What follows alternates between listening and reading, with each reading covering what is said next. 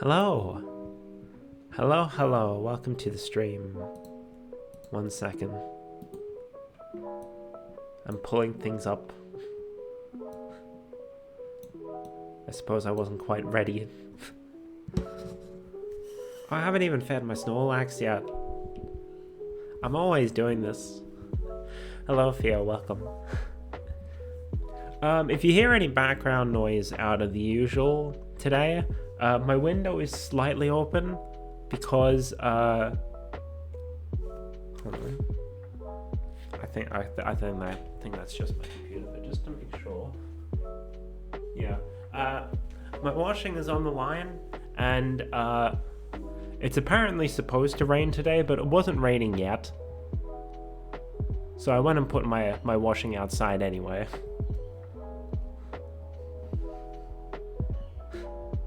Hold on, there we go, I've got enough ingredients. Anyway, more Ace Attorney today, because I feel like it. I've sort of decided... hope the rain doesn't come.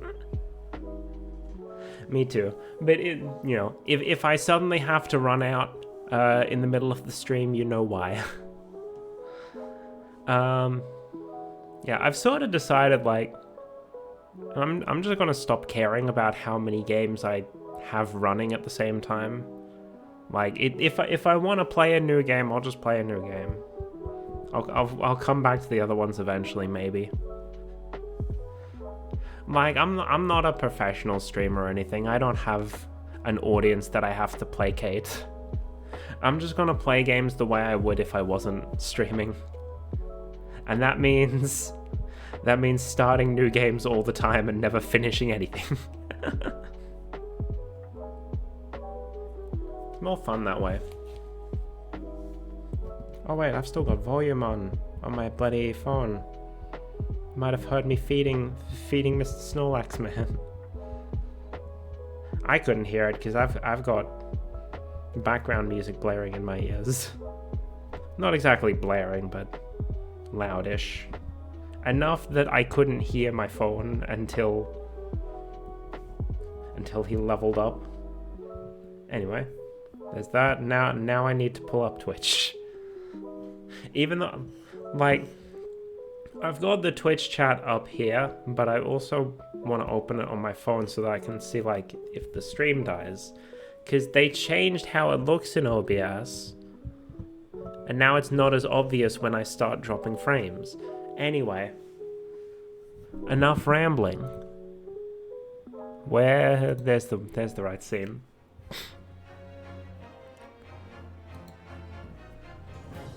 I should hopefully have a bit more energy soonish, because the contract I was working at for my job has now ended, so I'm sort of just on, like, training for 2 weeks now, and then I have like a 4-week break over Christmas. Assuming I don't get assigned somewhere during those 2 weeks, but, like, no one's told me anything, so I'm just assuming, like, yeah, they just want me to do my training, because I have fallen behind on it.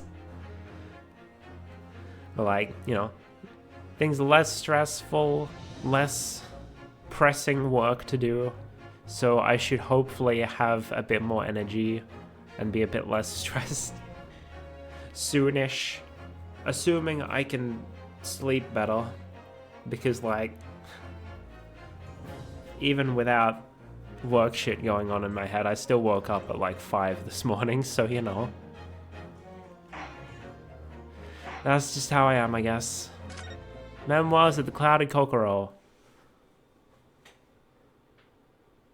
Oh, I'm just now realizing the reason why this one's named differently. Because, like, all the previous ones have been like, The Adventure of the Something or Other. And I'm guessing the reason why this one is The Memoirs of Something or Other is because this one never got published. So it's not an official Sherlock Holmes adventure. Interesting. There you are, at last. Good morning, Mr. Sholmes. I think not. Oh? You're late? What on earth took you so long? Your telegram only arrived at 5 o'clock, Mr. Sholmes. It's a 20-minute ride to the hospital. That's right, it's 5:30 now. I think we made very good time. The time is utterly irrelevant. The fact is, I have been waiting for what has felt like an eternity. Sholmes is, very eccentric.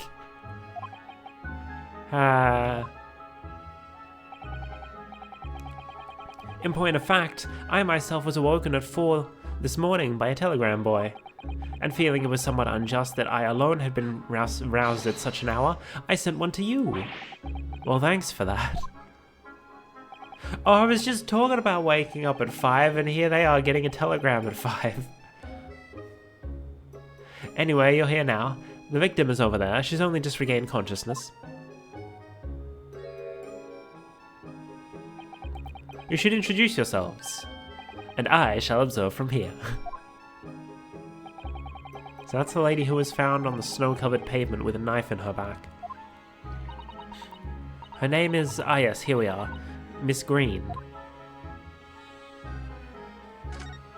Well, she's certainly wearing green. I'll have a look around first.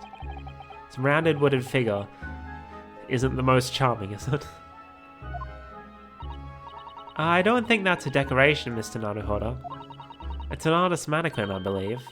Used when practicing sketching the human form in different poses. Really? It's not exactly what you'd call a typical figure for that purpose, though, is it?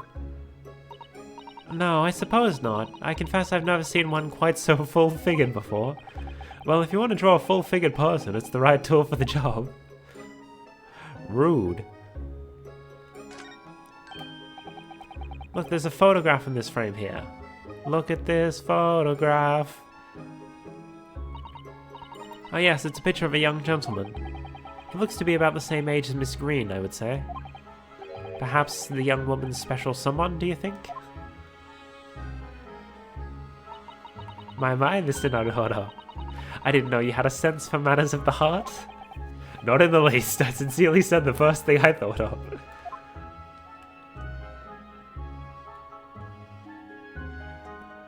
There's a rat. Eek. Mr. Naruhodo, I'm an enormous mouse. Vermin in a hospital? That doesn't seem the best. But it looks to be a very healthy specimen, doesn't it? It's very plump. I'm not sure we can say that's down to the excellence of this facility, if that's what you were thinking. It's a rat. There are lots of bottles in that cabinet, aren't there? Do you think it's safe to keep them like that? Hee. If you were a patient here, I feel sure you'd take some medicine by mistake when you were half asleep. That is a worry, but at least the cabinet has a lock, even if it's only a flimsy-looking one. Oh, I've no doubt you'd manage to unlock that somehow while you were half asleep as well. There are limits even to what I can do when I'm half asleep, you know, Miss Susato.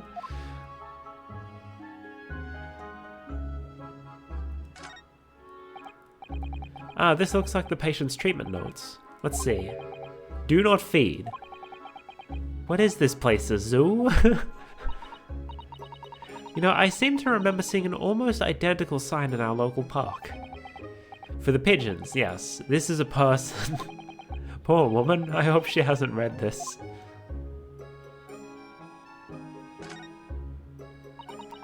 That must be a bag of Miss Green's personal belongings. She would have been brought directly here after she was found stabbed on the pavement, though. I expect a friend or family member probably brought some things for her. Alright then, let's see what's inside. A change of clothes, no doubt, and... No, Mr. Naruhodo, you must never scrutinize a young maiden's personal belongings. The young maiden might have chocolate. What? What? Huh? Okay. Good morning. Exclamation mark. Hello, I'm, Ryunosuke Naruhodo from the Empire of Japan. Oh no, was it your knife that... Are you the man who... No, I'm a lawyer. And I'm Susato Mikotoba. Pleased to meet you. Oh no, was it your knife then? Are you the one? Ma'am. No, I assure you, I'm Mr. Naruhodo's judicial assistant. We heard that you had regained consciousness and wanted to come and give you our best wishes. Best wishes? For me? Thank you. I'm Olive Green. I'm an artist. Now see, there's a good old-fashioned, traditional Ace Attorney pun name. None of this Sherlock Holmes crap. Just a good old pun. Well, no, that's not right, is it? What I mean is, I'm trying to be an artist. Well, what I really mean is I desperately want to be an artist. But the truth is, I don't have any talent. I know I don't. It's no wonder I was stabbed in the back. Man, this has nothing to do with your... The entire case you were involved in was a heckin' accident. I don't think that's related, actually. Gosh, this young woman seems to bend over backwards to put herself down. Seeing as we're here, we should ask her about what happened from her perspective, I suppose. Even though the case is already resolved. To be suddenly struck in the back by a blade as you were walking along the pavement. What a terrible experience you had, Miss Green. It was so cold that day, and the fog was so thick, I couldn't see a thing. That was 4 days ago now, I think. Is that right? Yes, that's right. I'm afraid you've been comatose all that time. But the case has been solved, hasn't it? Well, I've been here in hospital, I mean. Indeed it has, my dear madame. Spectacularly, by none other than I, Sherlock Sholmes.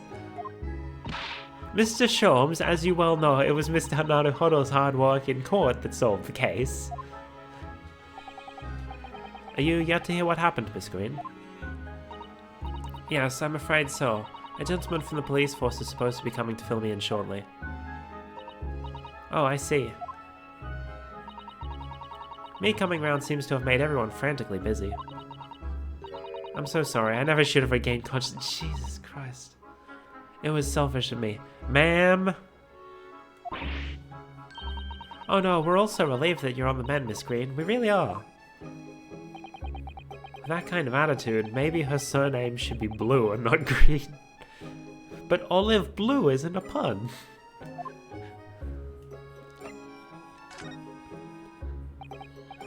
So you're an artist, are you, Miss Green? Oh no, I couldn't possibly claim that. I'm a fledgling artist at best. Okay, this part I can empathize with. I mean, I'm a student of art, really, at the Thorndike Academy of Fine Arts. Oh my, an Academy of Fine Arts. Great Britain is such a wonderful country. Tell me, Miss Green, do you live hereabouts? Oh no, actually, I don't deserve it, but I have a little flat on Brixton Road. I see. How very interesting. Oh no, is it? Brixton is some 10 stops away on the underground from here. And Thorndike Academy is a mere 3-minute walk from Brixton Town Centre. Does that matter, Mr. Sholmes? Perhaps not, but Briar Road is a far less salubrious part of town by comparison, dwelt in by those of inferior means, including the maleficent Mr. Mustache. Inferior means? I suppose Soseki-san does fit the bill. It struck me as somewhat out of the ordinary for a young fine arts student to be walking in such a district. That's all. That is a good point. Maybe she just really liked the bookshop she was visiting.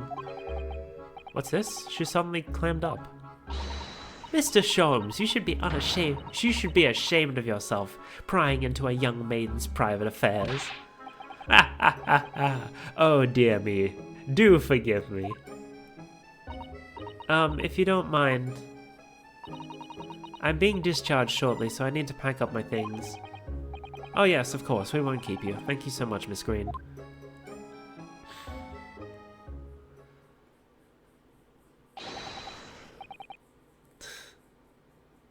Is there a Mr. Narrow Fodder here? Mr. Narrow Fodder? Narrow Fodder now? Well, if you're looking for a Naruhodo, the lawyer, that's me, but... Ah, Mr. Narrow Fodder, good. This is for you. It's a message from a Mr. Saucy Nutmeg. Soseki Natsume. I guess people in this era wouldn't really have been all that exposed to Japanese names, so I suppose some mispronunciations are to be expected. Mr. Natsume sent a message to me? But why would a policeman be delivering a message from Mr. Natsume? Exactly. What's going on? What's a Scotland Yard constable doing playing delivery boy at this time in the morning? Did he get arrested again? Ah, what are you waiting for? Let me see that. Oh. Well, this is most unexpected. Is something wrong, Mr. Sholmes? Is something wrong, Mr. Sholmes, he says. Have you not seen this note? No, how could I have? It would seem that London's criminals have no intention of letting the great detective rest. A new case calls. A case of murder, no less. We must depart at once. Murder? Call a cab. The time is of the essence. But the trouble is, we've yet to read Mr. Natsume's note. I was thinking we ought to pay him a visit to his lodgings once we did. That will be entirely convenient. Convenient? What do you mean? It's all here in the note, my dear fellows. The murder we must investigate took place at Mr. Moustache's lodgings. Wait, what? Who died?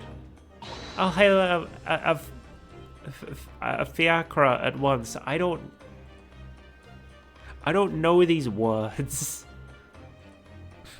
Oh, by the way, speaking of names, I did actually look up, because like I was curious about like some of the names of the characters from the first case, because like they very... Oh, there's Stream Elements, hello. I was curious, like, because they deliberately made Ray Membami and Raiten Many Memo have the same initials. So I was curious, like, oh, did they have the same Japanese name, or did they like change the initials on the pen? And like Raiten's name changed, so I looked up, like, oh, did Ray's name change as well? Like, yep. And so I thought, like, So if Ray... I didn't look any further than that. I didn't want to spoil myself on things happening later in the game or whatever. But I thought, like, hey, if they changed Ray's name, instead of just leaving her with her Japanese name like they did for a lot of characters, a lot of the important Japanese characters in the first game, then clearly she's got to have some sort of English pun in her name, right? And I realized, and I don't know if this is relevant at all, but I realized her name kind of sounds like Remember Me, and now I'm like concerned about what may or may not happen to her later in the game. But I don't know anything, so if anyone does know, do not spoil me. Anyway, off we go. Is my tea cold enough to drink?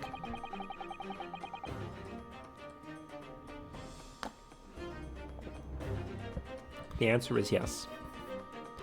It was only yesterday that Soseki-san was in court, and we were dispelling doubts about his innocence. And now, the very next day, there's a murder at the man's own address? He may very well be the unluckiest man alive. Or so it seemed to us at the time, but we were soon to discover it was worse than we thought. What? So is Soseki the...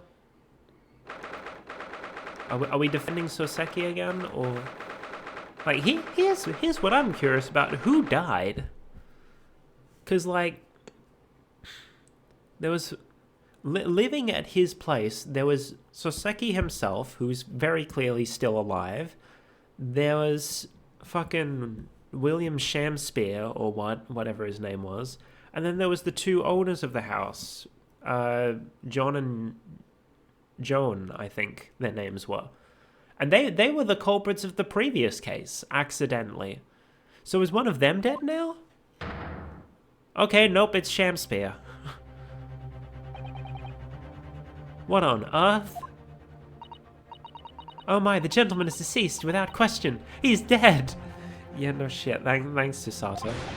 Welcome, student Mr. Naruhodo Esquire. Mr. Natsume. Oh, why? Why is this happening? Why to me? I've only just got out of court yesterday. I was finally home after 2 days of misery. And when I wake up, and then I wake up the next day to this. No early bird should catch a worm like this. Woeful worm without wiggle. This is why I wanted my stream title this morning to have alliteration, but I couldn't figure it out.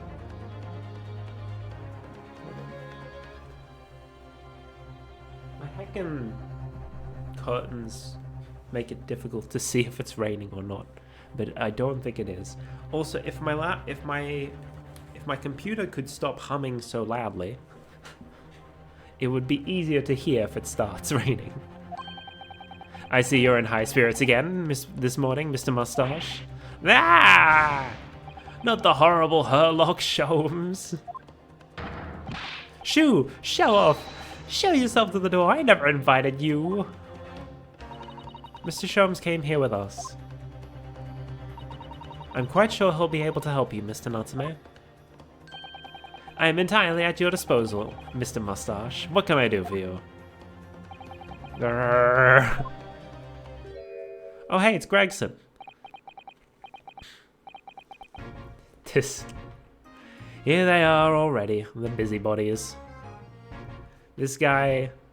Alright, he hasn't been exposed in court yet, has he? In the previous game, he pulled a bit of shady business to try and keep some like government secrets from being exposed in court during the previous game. But this takes place before the final case of the previous game, so I guess that hasn't happened yet. Also, his name does not have a pun. He's just straight up named after a character from Sherlock Holmes.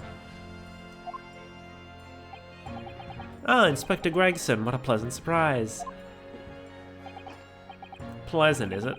Gives me heartburn every time I see your face at a crime scene, Sholmes.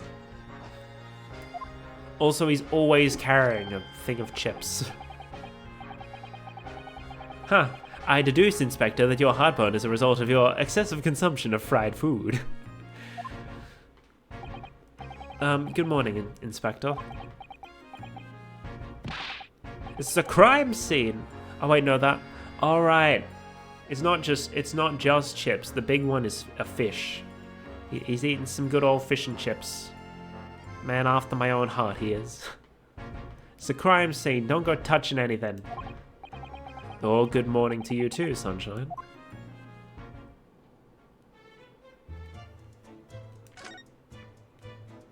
I guess we'll speak to Soseki first. What a terrible thing to have happened. It's only been 3 days since I was arrested for the incident on the pavement outside. And then, having finally regained my freedom, it starts happening all over again. Endless existence of excruciating experiences! So the victim here on the ground floor, and your room is just 1 story up, isn't it? Yes, that's right. In a way, we were neighbors, I suppose. Did you know the victim? Were you friends? Oh, so did you know the victim?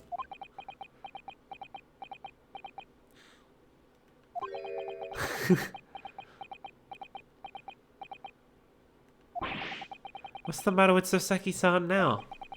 It was an innocent enough question, wasn't it? Why does he seem so shaken by it?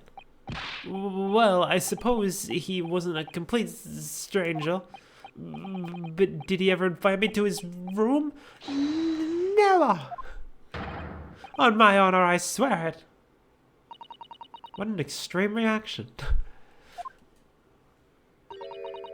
You're probably wishing you'd never asked now, aren't you, Mr. Nanohoro? When we found him here, I felt wretched, which is why I sent word asking for you to come.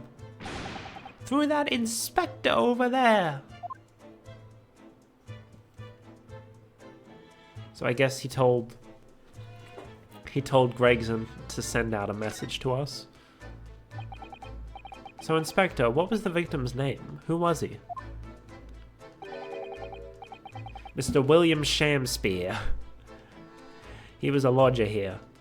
This one's like half reference, half pun, I guess.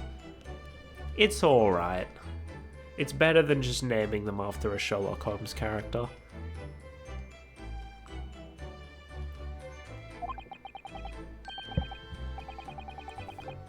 Oh, so he's an actor. He's not the playwright. He's the guy that stars in the plays. Interesting. As you can probably tell, he was an actor. Bit of a dead loss as it happens. Or just dead. Mr. Shamspeare.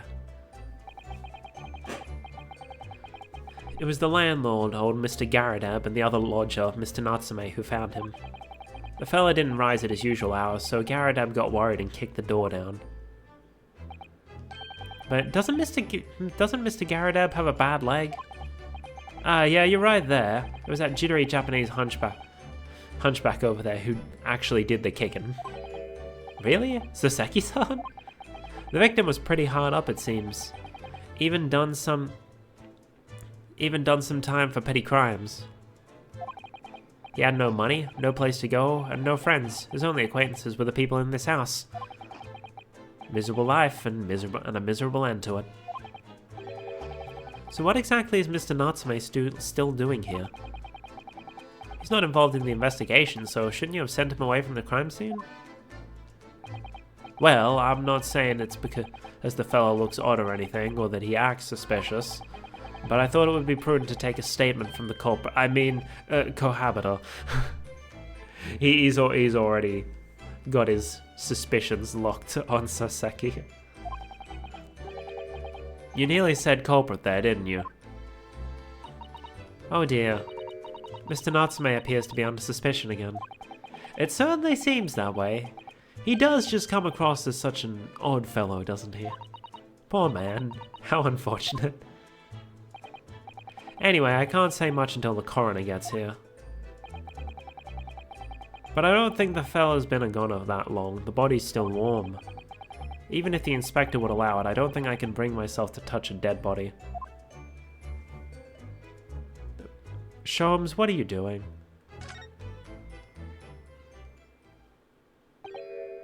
Mr. Sholmes, what are you doing? Ah, you only need to observe it to know, my dear fellow. Investigating, naturally. There's nothing natural about that pose. Mr. Sholmes, have you made some miraculous discovery? Patience, my dear madame, patience. Oh, I just remembered. In the first game, like, the first case was court only, the second case was investigation only, which is something that normally doesn't happen in the mainline Ace Attorney series. So I'm wondering if this case is even going to go to court or not. Or whether we're just going to investigate things around the apartment and then solve it here. Patience, my dear madame. Patience. We've not been in this room for... We've not been here in this room 5 minutes. So far, all I've managed to deduce is what actually happened. My goodness! But isn't that everything we need to know, Mr. Sholmes? Now that you propose the idea, I believe one could indeed see it that way. Genius. At the present time, I have managed to draw 2 incontrovertible conclusions. The first, that there was a physical struggle here last night in which the victim fought for his life. Ah! Ah! Mr. Natsume, what's wrong? Is it something that Mr. Sholmes said significant somehow? No, don't mind me. Forget I was here. And my second conclusion is that there was a poison lingering in the air here last night that passed the victim's lips. Nonsense! Alright, Mr. Nutsman, why are you reacting so extremely to Mr. Sholmes' deductions? No, please, pretend I'm not here. Invisible, ineffable, inscrutable, insignificant. Impossible to ignore. You must tell us everything, Mr. Sholmes. Spare no detail. Alright, it's deduction time, baby. But of course, let the theatrical tragedy before us be unraveled by my great deductions, presented for your pleasure in 2 acts.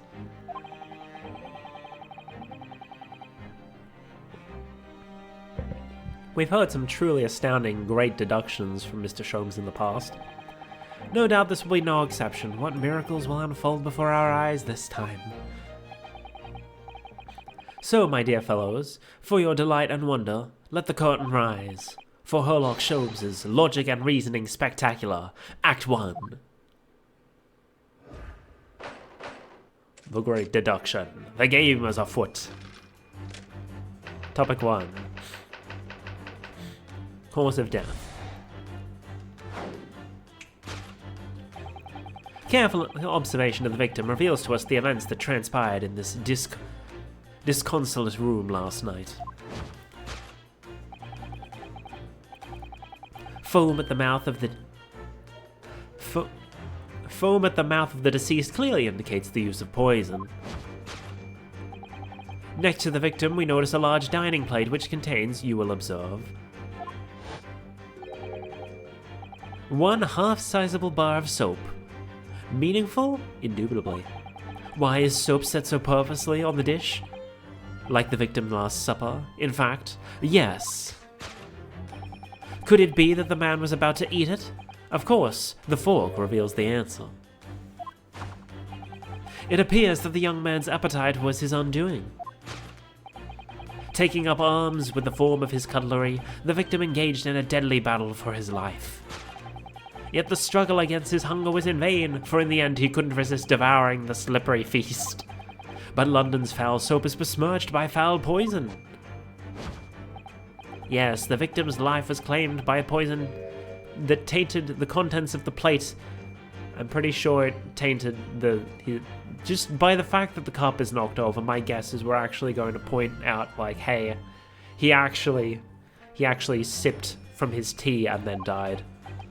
The soap and the lather about the young man's mouth are too perfectly matched to ignore. In case it wasn't obvious, Sholmes doesn't know what the fuck he's talking about, and we have to correct him after he's finished rambling. The cause of death was clearly intoxication due to excessive ingestion of foul soap. Though personally I have greater interest in the taste of foul candle wax, of course. What? Cause of death? Poisoning from soap ingestion. Topic 2. Suicide or murder? Eat candle wax, not soap. The cause of death identified, we proceed to Act 2, where we ponder the next question. Was this suicide or murder? The audience will recall that the death occurred during the victim's last supper. Did the man dine and dine alone? The single teacup suggests the answer. To draw a conclusion on such meager evidence would be foolish, however, certainly. The careful criminal could have absconded with his own cup to cover his tracks. Well, allow me to lift the veil of doubt, my dear fellow. Indeed, what reveals the answer, of course, is the broken lock.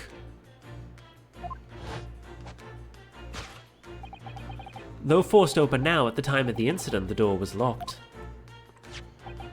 And the sole key was in the victim's pocket. In other words, when the victim consumed the poison, he must have been alone. Alone with his inferior soap, from whence wafted an inferior scent. And with that acrid aroma lingering in the air, the victim met his end in tragic solitude. We can take comfort only in the fact that his soul was cleansed on its way to the hereafter. No possible perpetrator present.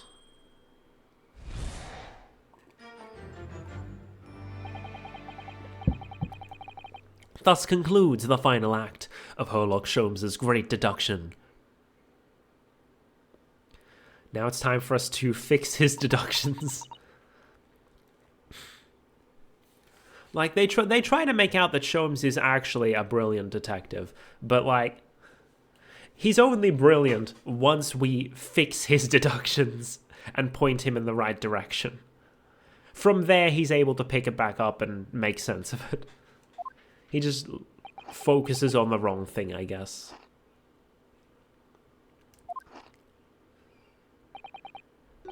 There's just one thing, Mr. Sholmes. You are disposed to identifying just one thing, aren't you, Mr. Naruhodo? Pray, what concerns you? I shouldn't be pronouncing Ryunosuke's surname correctly when I'm speaking as Holmes. Sholmes, rather. Because, like, in like, one of the early trailers where they, like, showed off the characters and their voice actors and whatnot, they very clearly showed one of Sholmes' lines, and he just blatantly mispronounces Ryunosuke's surname. Instead of Naruhodo, he pronounces it as Naruhodo. Which I guess is how you would expect a British person of these times to pronounce that name, perhaps.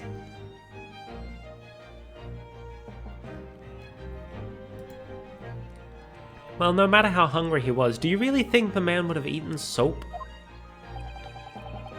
It is quite apparent that this man had barely a penny to his name.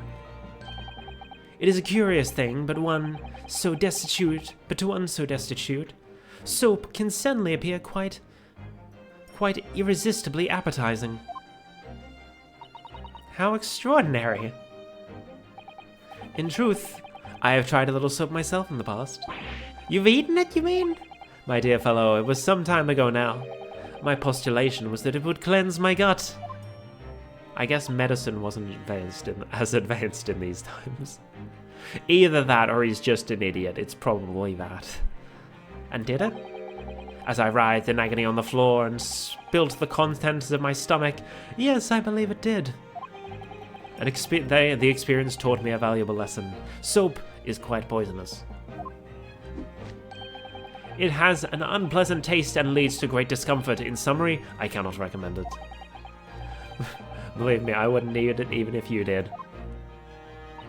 There's something that troubles me as well, actually. Oh, what's that? It's Mr. Natsume. Ah! I couldn't help noticing him shuddering and quivering out of the corner of my eye.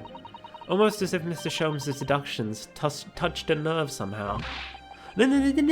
Nonsense! Well, that clenched teeth episode didn't last. You okay, dogs? I think, judging by Mr. Natsume's reaction, the great detective's deductions may need some gentle corrections in order to reach the actual truth. Yes, Mr. Sholmes' observations and deductions are sometimes a little too sharp. He has a tendency to hit the nail on the side of the head and drive it in at an obtuse angle. When he does that, it falls to us to straighten things out. That's an interesting way of putting it. Like, the idea that he's very close to the truth, he just goes at it the wrong way and ends up off course. I guess that's one way to portray him as a genius detective. Genius if eccentric. Alright then, let's see what we can do. Yes, we must pick out the keywords in Mr. Sholmes' quite brilliant deductions, and discreetly exchange them for something that makes a little more sense. If we can do that, I'm sure we'll arrive at what Mr. Sholmes meant to say in the first place. In that case, are you ready for the second performance of the day? Once again, my dear fellows, for your continued delight and wonder, let the curtain rise. For Sherlock Sholmes' logic and reasoning spectacular. Act 1.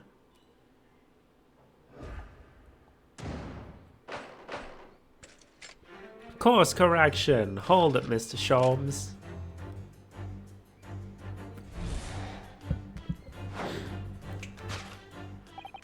careful observation of the victim reveals to us the events that transpired on this disconsolate room last night. Foam at the mouth of the deceased clearly indicates the use of poison. Next to the victim, we noticed a large dining plate which contains, you'll observe, 1/2 of a sizable bar of soap. Meaningful? Indubitably. Why is this soap set so purposefully on the dish? Like the victim's last supper, in fact. Yes. Could it be that the man was about to eat it? Of course, the fork reveals the answer. Well, you can't deny that a fork implies the man was eating something, or about to eat something. Yes, that's true. If I were to decide to eat some soap, I should prefer to use a fork than attempting it with chopsticks. I don't think that's the crux of the issue here, Susato. And of course, only half of the bar of soap is left on the plate. But might there not be some other explanation? Something material that proves whether or not the man really ate the some of the soap. Okay, so there's fork. There's teacup. Alright, we can move the camera. There's a floorboard that's falling. The teacup's like the only other thing we can click on. Alright, can we actually... Well, okay, so it does let us investigate. It's not just present. I suppose you'd eat fork with a sauce. Eat soap with a fork, wouldn't you? I don't think it's a question of which implement you'd use. You shouldn't eat soap, full stop. But then why? Why does the man have a fork in his hand? Oh dear, I understand your frustration, Mr. Norihoro, but please don't take it out on me. The point is, if we decide the man used this fork to eat the soap, we wouldn't be changing Mr. Sholmes' deduction. So we really ought to consider some other clues. Like the teacup? Do you think he was drinking tea with his soap? The cup's empty, so there's no way of knowing. How about this for an idea? Perhaps the cup was full of water, and he was dissolving the soap so he could gulp down as much as possible. Please remember that he may not actually have been the soap lover that he's made out to be. I'm very confused. Because, like, I don't think the teacup really proves anything, but, like, there's nothing else for us to present.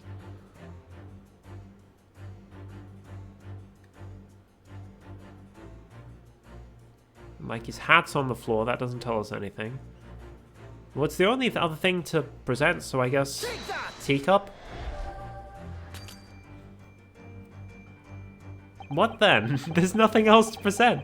Here we have an empty teacup at arm's reach of the victim. Clearly, if the poison was the cause of death, then the possibility that it was emitted in his drink can't be overlooked. My dear fellow, possibilities are endless. The question we are currently pondering is whether or not this vivacious-looking victim ate the soap. Until we have established that, I suggest you keep your possibilities to yourself. Looks like I was getting ahead of myself. Vivacious might not be the most appropriate term to describe a dead man, Mr. Sholmes. Okay, so what am I missing? Some soap on a plate and fork in hand. Even so, surely you wouldn't try to eat soap no matter how hungry you are. That's what we must determine. Was the victim eating the soap when he died or not? Until we can establish some certainty, we can't make any progress. Talk about a slippery problem. It's not the teacup. It won't let me present the soap. Not even the seeming bite marks out of it. I am very confused. Like, the fork's there, but that's the key word we already had. So we can't present that. And the teacup's not correct. Oh. There it is. So I was just going from here straight to here. You need a middle half. It's the other piece of soap. So we gotta make sure to examine our environment very carefully. Welp. Take that!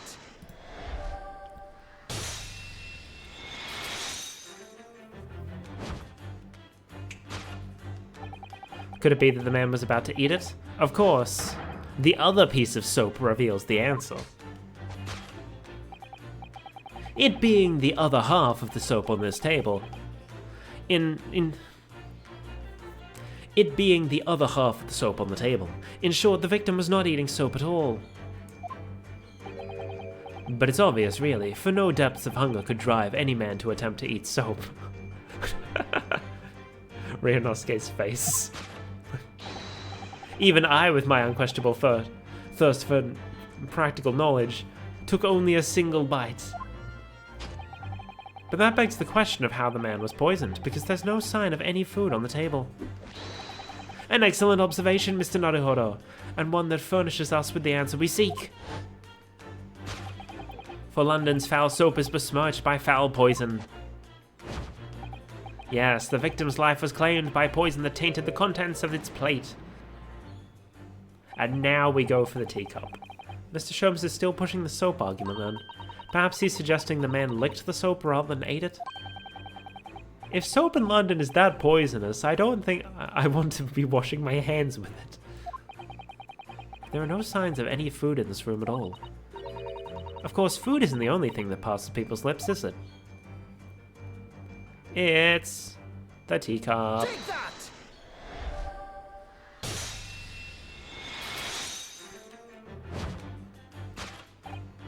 Yes, the victim's life was claimed by poison that tainted the teacup.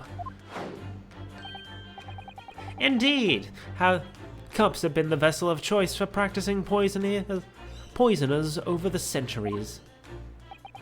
And it would appear this victim drank every last drop, except for the bit that he spilled on the table. There's no sign of food anywhere in the room. Which leads us to the immutable conclusion. The cause of death was clearly intoxication due to the ingestion of the poison contained in this teacup.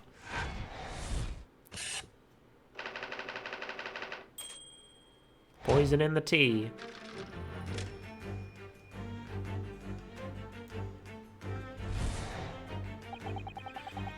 The cause of death identified. We proceed to Act 2, where we ponder the next question. Was this suicide or murder? The audience will recall that death occurred during the victim's last supper. Did the man dine and die alone? This single teacup suggests the answer. Ah, the Western vessel for infused hot drinks again. It's already featured heavily in our deductions so far. Yes, we can imagine that shortly before his death, Mr. Shamspeare was having a drink of tea. There would be nothing remarkable about that, but what troubles me is Mr. Natsume's reaction when we heard Mr. Sholmes suggest it. There's more to this deduction than it seems. We must closely examine the scene of the crime again for some more clues. Aha! Well then, what is this? Take that!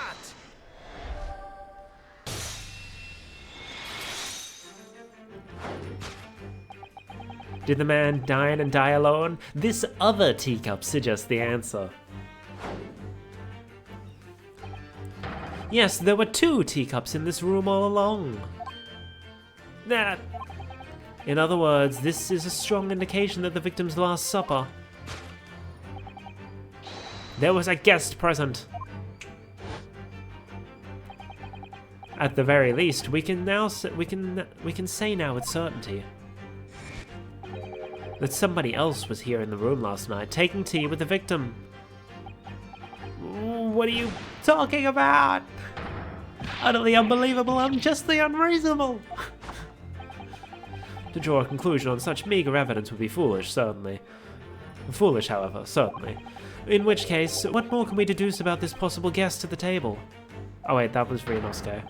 Well, allow me to lift the veil of doubt, my dear fellow. You mean to say you know exactly who was in this room at the time of the victim's death? Indeed, what reveals the answer, of course, is the broken lock. I'm not sure I like where this deduction is going now. I'm afraid it's too late to go back to the halcyon days of eating too much soap. The identity of the guest who was here last night when the victim passed away is something I have a very bad feeling about. Well, you can try to ignore your feelings, but we cannot ignore the truth, Mr. Naruhodo. No, I suppose not. Time to look around again.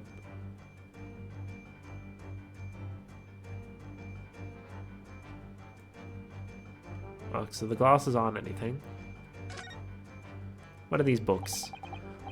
At a first glance, it seems the only things in this room are the makeshift stage and costumes. I overlooked these 3 books initially. I wonder what they are. Let's see. The titles read: The Picture of Monsieur Lecoq, Canterbury Yearnings, and A Meal for Gabordieau.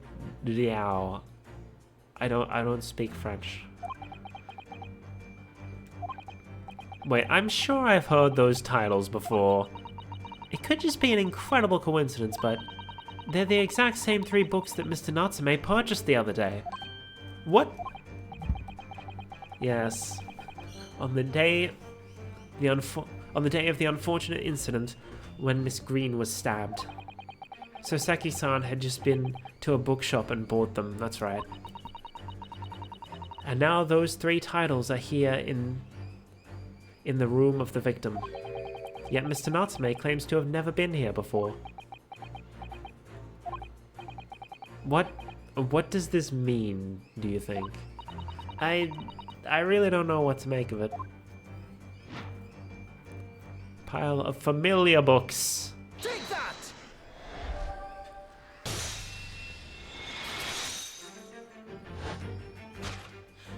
Indeed, what reveals the answer, of course, is the pile of familiar books.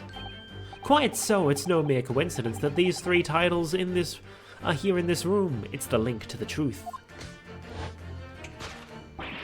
Ah! Mr. Natsume, you purchased these books 4 days ago at a second-hand bookshop. That's just a coincidence. In that case, you'll be able to bring the same 3 titles from your own room, will you not? This very moment.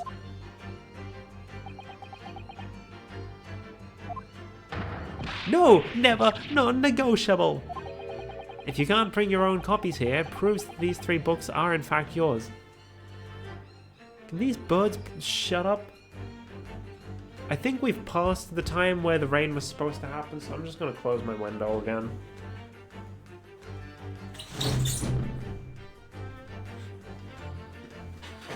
Even though it's kind of warm, summer is here.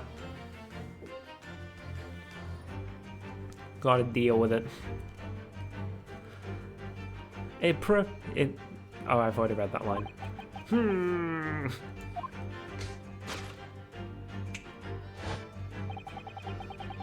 Having purchased the books 4 days ago and returned to your lodgings, you were arrested the very next day. I keep forgetting how seasons flip, yeah. Southern Hemisphere. So you could conceivably have brought the books here on that evening, but you never mentioned that. In other words, you could only have brought these 3 books here to the victim's room.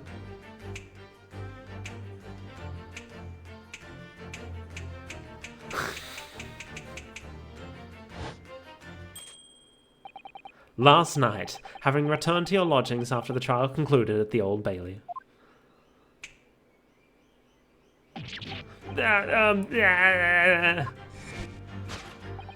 In short, there is only one possible conclusion. The victim died here in his room last night as a result of poisoning. And that same night, the victim had a visitor. And that visitor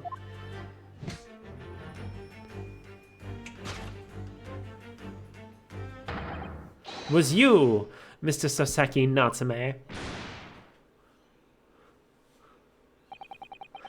Thus concludes the final act of Herlock Sholmes' great deduction.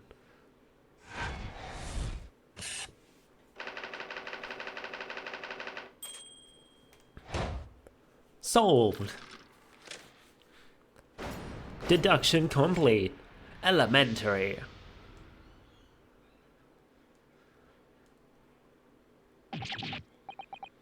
Well then, he's gonna get arrested and we're gonna have to defend him again. Not again, not again, not again. Not again!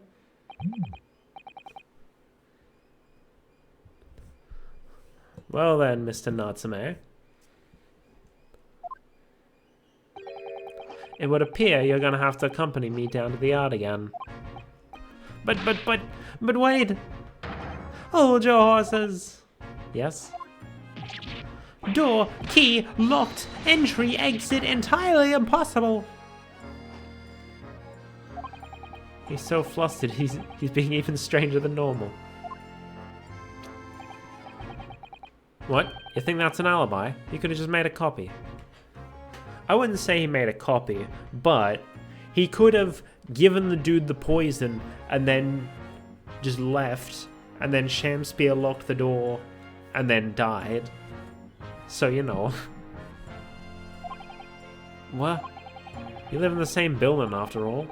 You had plenty of opportunity, I'm sure. But misery me! Sorry, sir. You'll get your chance to give your side of the story later. The facts speak for themselves, Mr. Moustache. Ah, you horrible Herlock Sholmes. He really has found himself an arch rival now, hasn't he? Come now, no dilly-dallying. Outside, there's a carriage waiting. Locum student, Mr. Naruhodo Esquire. I never imagined I'd be in this position again, but... You have to help me, please, please! I'm innocent! Alright, I understand. We'll come to your cell later and talk about it. And one more thing. Oh, yes? My poor little kitty cat. Please give him his breakfast for me.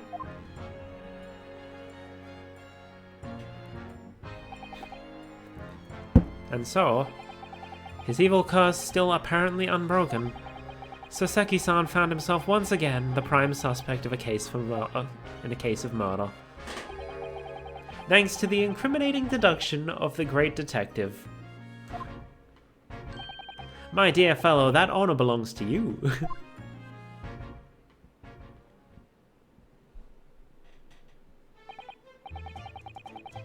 Well, at least that means Inspector Gregson is no longer here. We can examine the crime scene in more detail now. Yes, that's right. And of course... What? Have you forgotten what the inspector mentioned before? It was the landlord, Mr. Garadeb, who discovered Mr. Shamspear. Ah, Mr. John Garadeb, yes. Garadeb isn't a pun. It's just a Sherlock Holmes reference. I expect we would find him in his sitting room on the top floor as usual. Right, we must remember to go and talk to him later then. But for now, let's examine. What's this? What's this? It looks like part of an envelope, I think.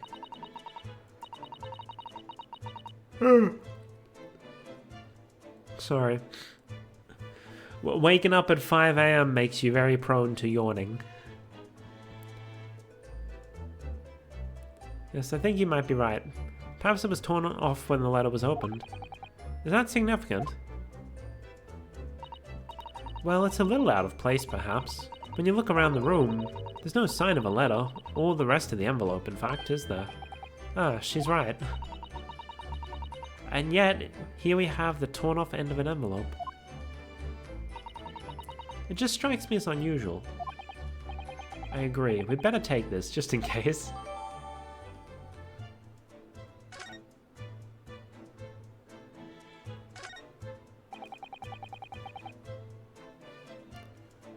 Look at these extravagant, bright costumes.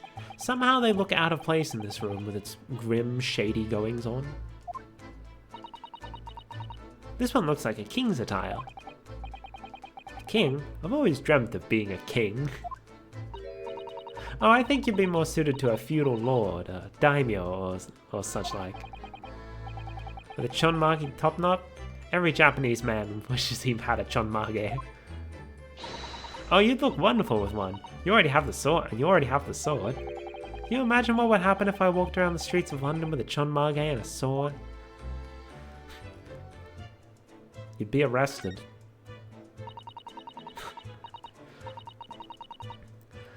There's not much on these shelves, is there? Just a wine glass and a bottle. And both of them are cracked. Yeah, so not much use, are they? What's the matter? Oh, I was just reminded of the Reaper, that's all.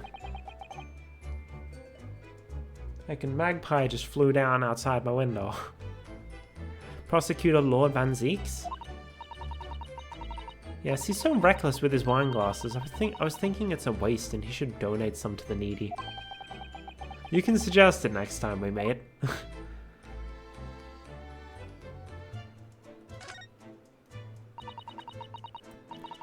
As we've seen from the outside, the window is completely bricked up. A vestige of the former window tax that Britons had to pay. What strange things they used to tax in Great Britain. I mean, making people pay for the number of windows they had in a property, that's extraordinary. It's heartbreaking to think of the poor having to block up their windows just to avoid an unaffordable tax. Oh, what is it, Miss Susato? If you look closely, a number of bricks are loose. Oh ho! Is that soap? Yes, it looks as though an amateur has broken out a few of them just here. Was it Mr. Shamspeare who did it, I wonder? Being the lodger renting this room? Oh, look at this, Mr. Naruhodo. On the outside, there's a little ledge. And there's something on it. What? Outside?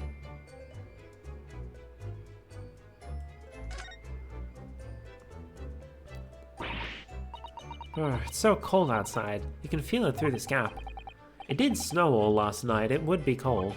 But more importantly, what is it on the ledge out there? What are those snow-covered lumps? It's more bars of soap. Soap? What are bars of soap doing lined up on a ledge outside the window? I have no idea. But the pair of them look rather charming like that. Anyway, considering Soseki was actually arrested, there probably is going to be a court segment in this one. So that's good. I do prefer having the back and forth of court and investigation, rather than just an investigation case like in the first game. I think perhaps we should take one. There are two after all. Oh dear, I suppose we could. Oh, what's this? Look here at this soap. Ah. Do you see in the middle there? There's a patch that's a different color. It's sort of transparent, but some sort of fancy design, I suppose? Only in Great Britain. It looks like the Hinamaru flag of Japan, doesn't it? How wonderful. It's probably a very expensive brand. Expensive? Then what's it doing in this ramshackle old room? I get the feeling that this might have been the tea. Like, maybe this proves that the bar of soap was actually in the room at the time, and he spilt his tea on it when he died. That's my guess.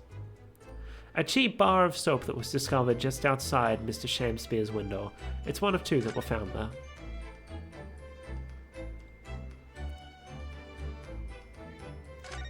What do we got here?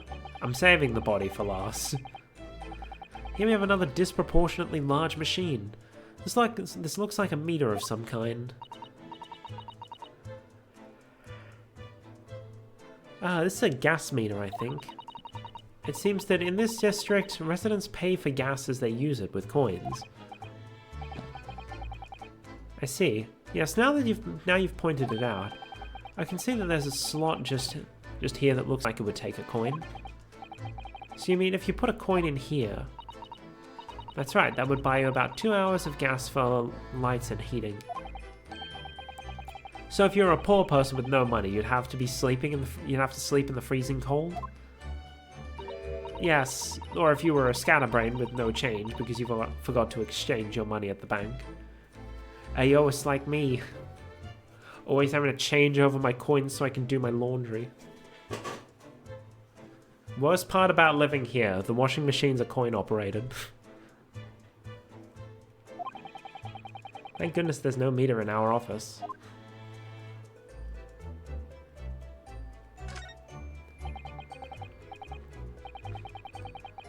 This is a gas wall light, isn't it? It must be connected to a gas pipe in the wall.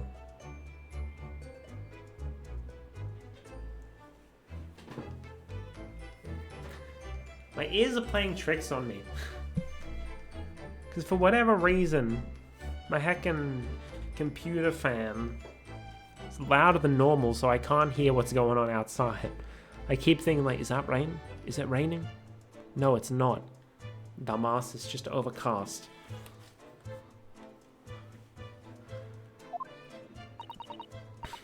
Gas lights, a gas stove. London really is a city of gas. But now that I think about it, Mr. and Mrs. Garadab had an open fire on the top floor, didn't they? Oh yes, you're right. I don't recall seeing a gas stove up there. Well, I much prefer a real fire anyway. It's so much cozier.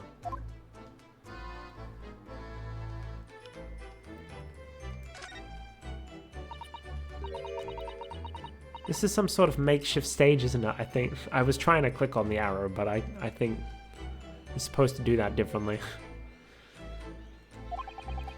Where does the audience sit, though? For the nightly Shakespeare performances. Okay, so Shakespeare does exist in this world, then. And Shamspeare is just a different guy. Actors aspiring to the great stage must practice their art, Mr. Naruhodo, with or without an audience. In fact, on a related note, perhaps you should set up a mock bench for the defense in your office.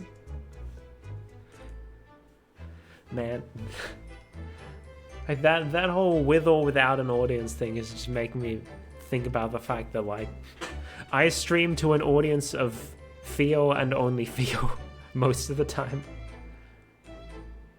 But the show must go on with or without an audience.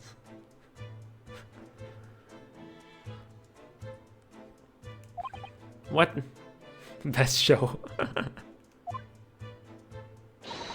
Then you could practice your art every single day. I'll think about it if you promise to don a beard and play the role of the judge. Well, if that would help you achieve your goal. This I have to see. How do I... Is it this? That's how we move. But there's literally nothing else here. So, what was the point? Alright, let's look at the body. Oh, the poor man, so young to die. Do you suppose it was a very painful death, being poisoned as he was? I don't know. All we can do now is hope that he'll be reborn to a better life. Yes, I suppose you're right. I wonder. Do you think that putting our hands together in a Japanese prayer will help a British soul? Sorry? I made sure I had a reference at the ready for just such an occasion as this, actually. This book is entitled The Beginner's Guide to Praying for the Departed, the British Way. What? I'll just reread it now, one moment. There's quite a spine on that book, isn't there? What? That's it? We don't actually get to investigate the body? Well, I'm pretty sure that's everything. So I guess it's time for us to go speak to Soseki then. That's a lot of new locations. Briar Road, the Garadeb's room, and prison. Alright. I should go speak to Mr. Garadeb first.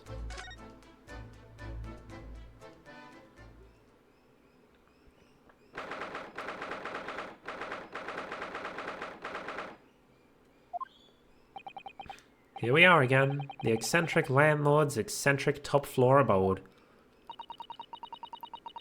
We're here because Mr. Garadeb's the one who discovered the incident this morning, don't forget. There he is. Ah, you chaps, eh? Yes, good morning, sir. Thank you for your cooperation in court yesterday. It's quite a trial. As much for Mr. Garadab as anyone, really. Came straight back here after all that business at the Bailey yesterday. Didn't expect to wake up to more bally nonsense this morning.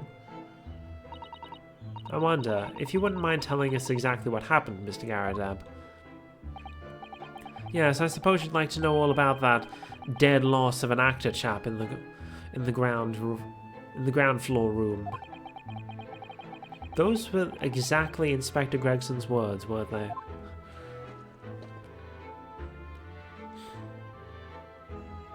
Oh damn, he's actually going to stand up to talk to us this time. I'm pretty sure we only saw front-facing Mr. Garadab at, like, the end of Case 4 in the first game. Because that was when he actually took the stand. Previously, he was always sitting down. Presumably to hide the fact that he'd been slapped on the other side of his face.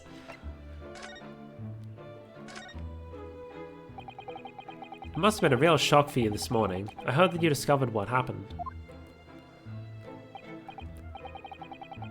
Ah, well, that hopeless actor chap rises at 5 o'clock sharp every morning without fail.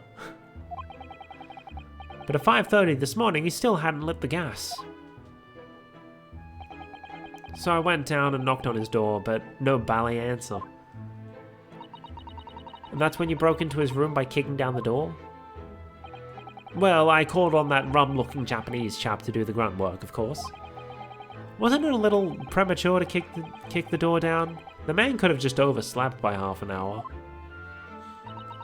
That's very true, Mr. Naruhodo. If 30 minutes oversleeping warranted such behavior, I'd have to kick your door down every morning. Well, you know, better to be safe than sorry and all that. Is it just me, or is he avoiding our gaze now all of a sudden? Except that it was a sorry situation indeed that you found on the far side of that door.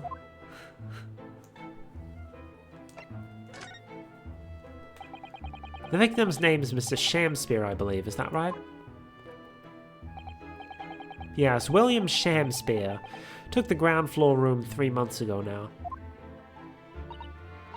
And how would you describe him? In a word, destitute. Destitute? Well, let's face it, the only redeeming feature of that room is the cheap rent. Anyone wanting to live in a place like that is either broke or has a bally screw loose. So hard to choose which category Soseki-san would fall into. Mr. Naruhodo, that's a little rude. He was doing research as well. Research? Into what? Shakespeare, of course. Shakespeare! Read a few plays of the old bard himself, you know? Romeo and Hamlet and all that. Yes, William Shakespeare is England's most highly regarded classical playwright and author. Is Shakespeare still alive during these times, or is that in the past? He's known as Sao in Japanese, as you know, and many of his works have already been translated. It seems incredibly credible that Shakespeare was shortened to Sao, though. Someone was too heavy-handed there. There are a lot of costumes in the victim's room, actually, weren't there? Of course, Mr. Natsume is a scholar of English literature as well. I imagine he and Mr. Shamspeare would have had much in common. Shakespeare interpretation disagreement leads to shocking murder. Let's hope it's not that. Mr. Naruhodo, really? How rude.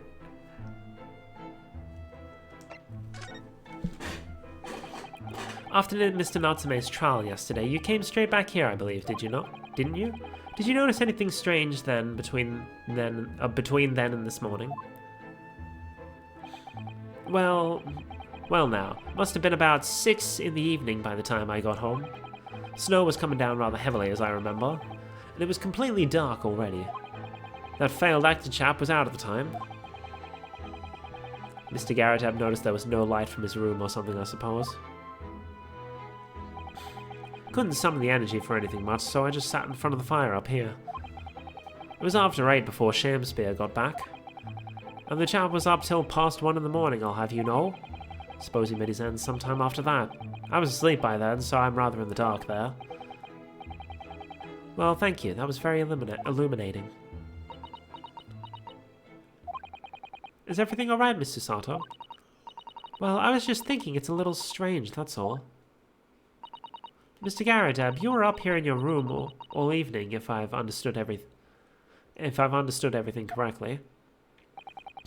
Not a big fan of stairs, not with this blasted leg. Then, how is it that you seem to know?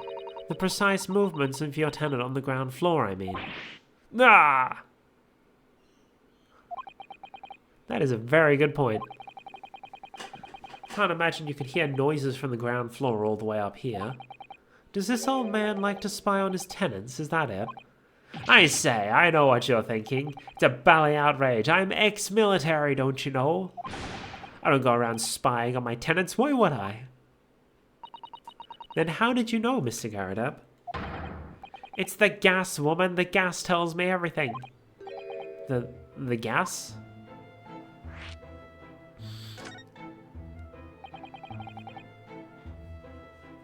What if this guy wasn't murdered and he just died from a frickin' gas leak?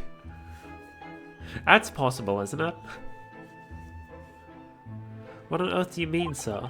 How can the gas tell you anything, let alone everything? Well, as you're probably aware, the gas is supplied to the building by pipes. Yes, I'd more or less worked that out. Every room in the building is connected by a single pipe to the gas main outside.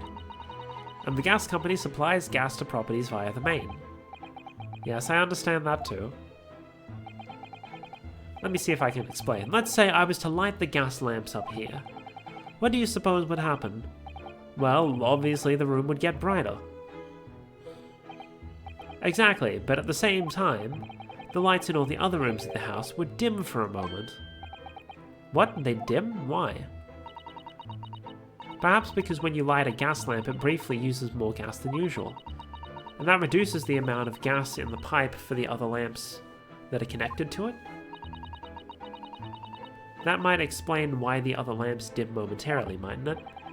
Yes, of course, because everything's connected to a single supply pipe. Is that supposed to happen, though? It sounds rather undesirable. Jolly good point. Fact is, the gas company's pipes in these parts are pretty hopeless, long worn out. I barely got any gas in them to start with.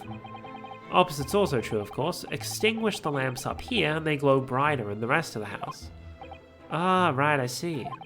So by watching the flickering of the lamps in one room, you can determine what's happening elsewhere. You've got it? Oh, of course, because when people come back home in the evening and before they go to sleep at night, what they're guaranteed to do is either light or put out the lamps and fires. Clever. The point of fact, the room on the ground floor and the one above it use slightly different amounts of gas. By watching the lights in here closely, I can work out almost exactly what's going on in the whole house. Gosh, that's fascinating, Mr. Garadeb. Absolutely fascinating. Oh, well, nothing to it, really.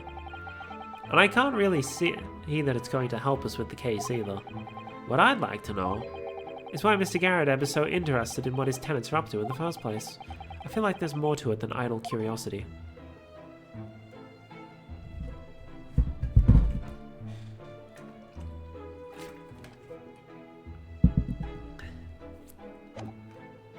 Alright, well we don't... Oh, actually...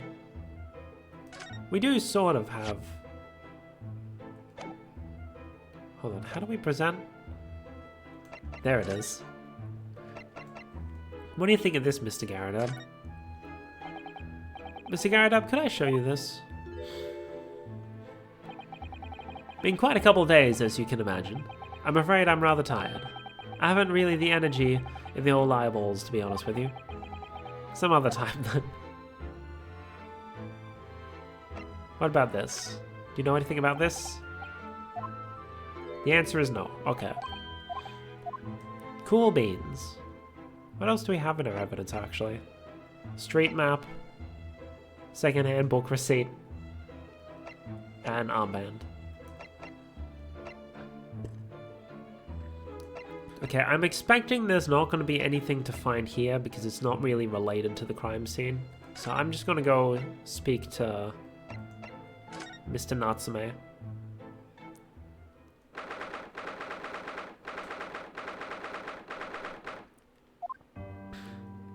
Oh, he's not here yet. Okay. Briar Road then.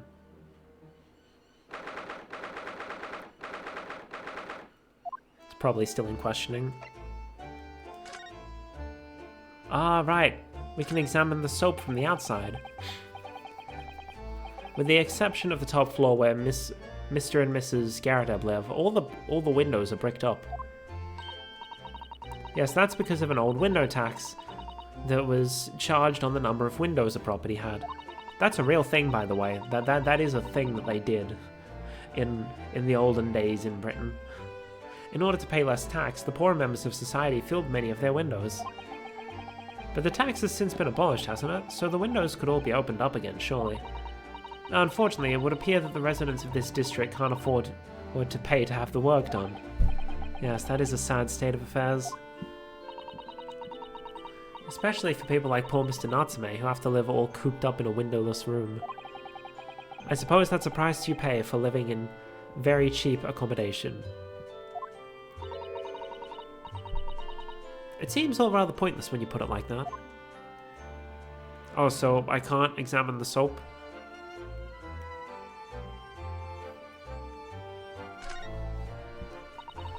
There always seems to be a bicycle outside the Garrett residence.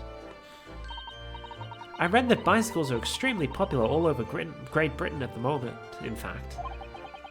This one seems very warped though, especially the front wheel. Is that to make it more of a challenge to ride, do you think?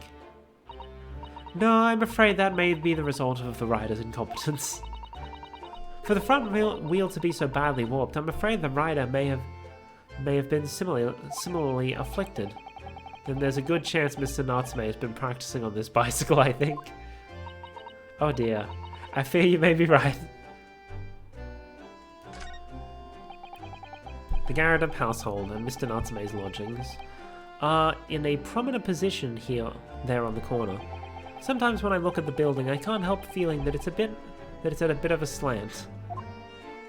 Oh yeah, the support pillar on the side is sort of warped. It does rather look as though it would collapse in even the smallest earthquake, doesn't it? Isn't it supposed to be haunted as well? I think I might have a hunch as to why Sasaki-san has a hunched back.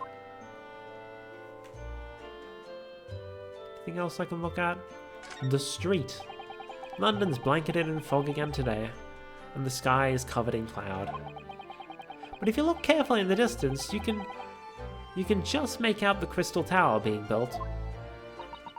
Ah, the Crystal Tower, yes. The centerpiece of the great exhibition that's to open in 6 months' time. Everyone's talking about the Great Exhibition of London at the moment, it seems. Well, it's to be the largest event of its kind anywhere in the world, with technology and scientists from all over. I can't wait for it myself. Right, and this is 2 months in the past, so in the current day, it's like 4 months. 4 months away. So perhaps we will see it happen in like the final case of the game. Do you think visiting students from the Far East like us will be granted entry? The last great exhibition that was held in London had more than 6 million visitors, it seems, and this time the British are determined to make it an even bigger success, to outdo the Paris exposition.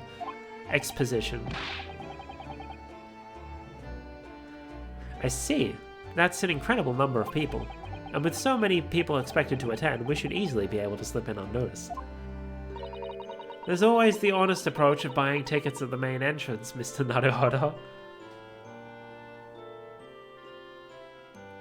I guess that's that. Let me just examine stuff in case there's things I've missed. Whoever opened this envelope didn't bother with a letter opener or scissors, did they?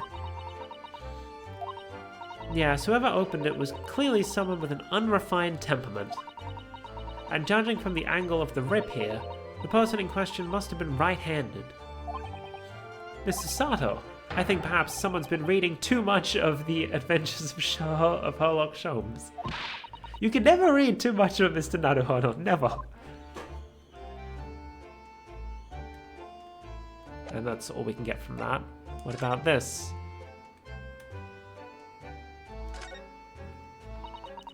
This part is a different colour. It's an exquisite design, isn't it? Trust the British to turn a boring bar of soap into something special. I quite like it. It reminds me of the Hinomaru design of the Japanese flag. I expect this is rather expensive soap. That doesn't seem likely given who it belongs to. And that's all we can glean from that. Here's the street map from the previous case and Mr. Natsume's books. So is he at prison yet? No, okay, so maybe there is still stuff we need to do with Mr. Garadab, or maybe we need to investigate his room.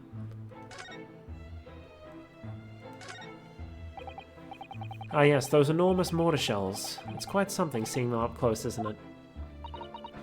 Didn't you say something about firing them into the barracks, Mr. Garadab? Ah, you remember, do you? Just a little mishap that occurred during training one day. My man just bent his fucking pipe.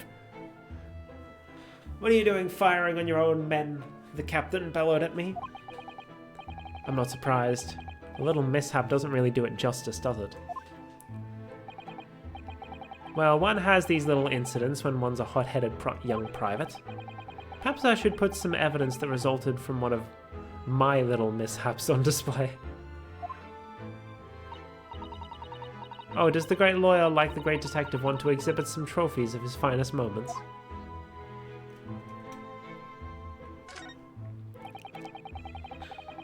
Good to see Mr. Garadab's Medal of Honor still proudly displayed on the wall. The inscription reads, "For distinguished participation," if you remember. Yes, I remember, because I remember thinking even I might stand a chance of picking up honors like that. Wouldn't know it to look at me now, perhaps, but I had my devil-may-care days, you know. Devil-may-care? What did you get up to?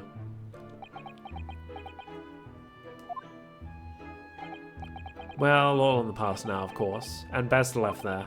Best not, I want to know now.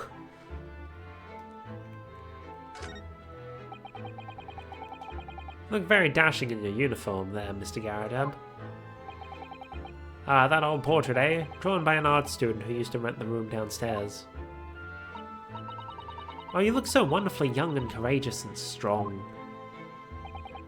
Yes, well, the chap presented it to me one day and asked if I'd let him off the month's rent in return.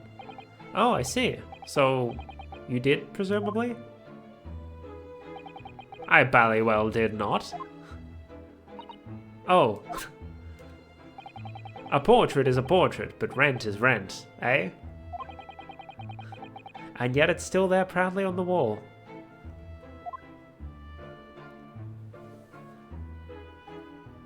That's the thing about trying to pay someone with art, or trying to pay someone with something other than money.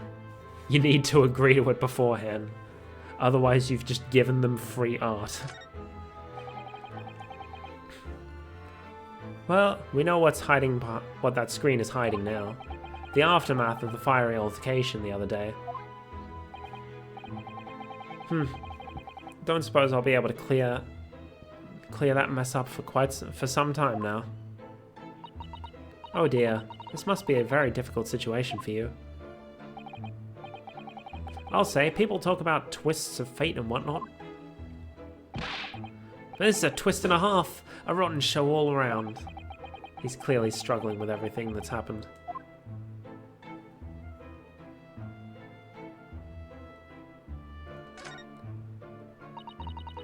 That's a military uniform, isn't it, Mr. Garadeb? Well, ceremonial garb, yes. Been hanging on the wall ever since my retirement bash. Not in active service now, you know. Doesn't mean much to me anymore. You could have the old thing if you wanted. Well, it might suit Lord Van Zeeks, perhaps. An overly ostentatious outfit like this would be just what he needs. Very tactful, Miss Susato. Very tactful indeed.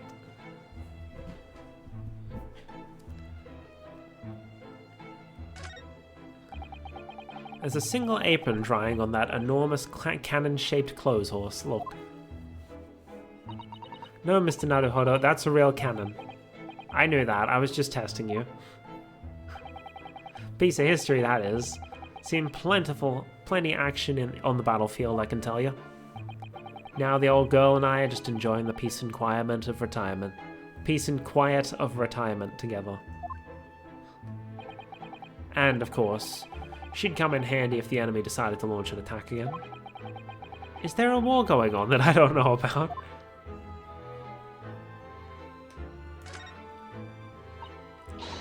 Oh, a copy of Rains's magazine. The Adventures of Sherlock Holmes is being read all over London. Isn't it wonderful? Naturally, one asks oneself if a singular detective could really exist. But having met the chap, it's undeniable. He is most certainly singular. Singularly dangerous.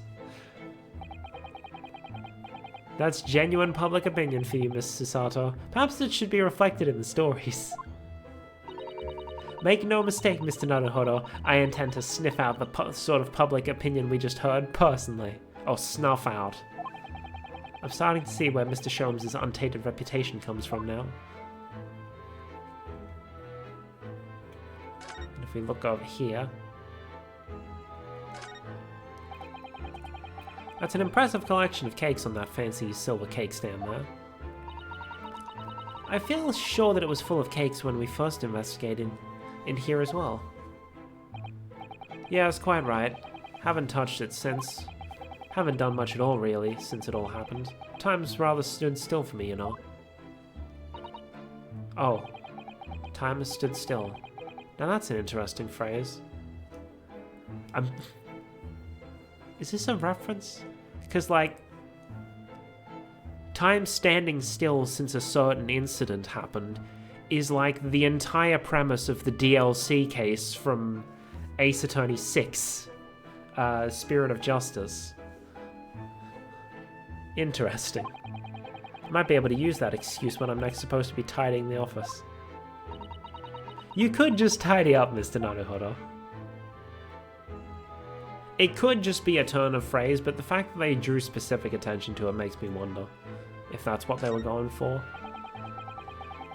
These shelves look like they've been completely torn apart by a wild beast. Reminds me of the Battle of My Wand. Don't you know? Ah, the experiences of a seasoned veteran. Enemy had us surrounded on all sides. We really thought we were done for, the whole ballet company. We were taking a real pounding from their cannons, so all we could do was run for our lives. Oh, I thought that story was going in a different direction, actually. Well, the whole experience taught me one thing, I can tell you. When you're done for, you're really done for. That's not what a lawyer who often finds himself under fire wants to hear. And then the window. There's a good view over the wintry East End from up here. It's an oppressive grey scene. There's really nothing comparable in Japan. And down below, Briar Road, partly blanketed in snow. And the pavement where poor Miss Green was struck in the back by that knife. Think about it. This is the only room in this window that... The only room in this building that actually has a window to the outside world. Reading is hard. Sometimes Great Britain really does seem like a strange land, doesn't it? I suppose all foreign cultures seem strange at first. Imagine how an Englishman would feel on arriving in Japan and seeing people with a John Margay top knot. Well, That's a good point. Okay, so there's like nothing to investigate here. And I've already spoken to him.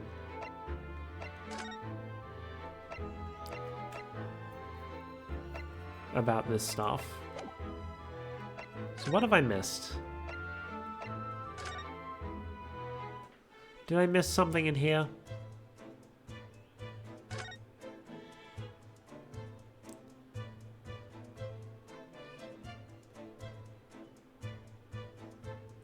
Just make sure.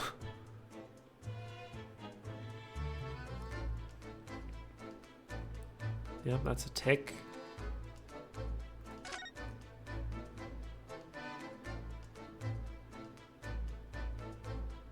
Okay, so there's nothing else in here.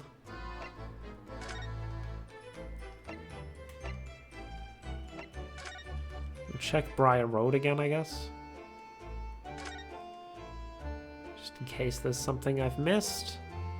There's the bicycle. There's the distance. Okay, nothing here, so I guess... Let's just quickly check prison again. Oh no. She straight up says, "Oh dear me, it seems they must still be questioning poor Mr. Natsume." Okay, so she wants us to investigate here, does she? So we should spend a little more time investigating here. Should leave her for a while. Okay, so this is apparently where we need to be. And I'm apparently just missing something.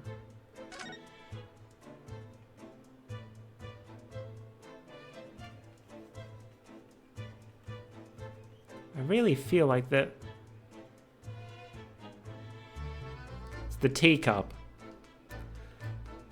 I looked all around here, but because it's so close to the body... one of the teacups that Mr. Shamspeare and his guest drank from last night. But don't go drink from them, Mr. Naruhodo. There's bitter poison inside. I'm not planning on drinking any, don't worry. Anyway, the cups are both empty. That's true. So... one was Mr. Shamspeare's, and the other must be the cup that Mr. Natsume was drinking from. But Soseki-san wasn't poisoned, of course. Perhaps we should take these so we can examine them in more detail later. Teacups used by Mr. Shamspeare and Mr. Natsume. The one with the green line around was Mr. Natsume's. There we go, that's all I was missing. Looks like you're having a good snoop around, eh? Inspector Gregson, back so soon? After I threw that little Japanese fellow in the clink, I went and reported this to the investigation division. In 5 minutes' time, this place will be cordoned off by the yard. Oh, I see. Well, we'd better be leaving then. Poor Mr. Natsume must be feeling very low being back in the cell again so soon. Hey! I'm sure we should probably go and... What's wrong, Mr. Naruhodo? Kia! He's alive! Out, out, brief candle. Life's but a walking shadow, a poor player. That struts and frets his hour upon the stage, and then is heard no more. Now, how soundeth the next part? The fuck is going on?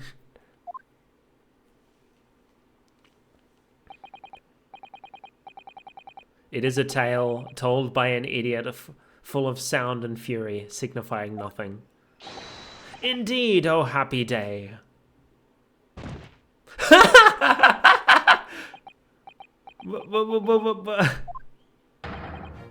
Walking Dead! What the fuck just happened?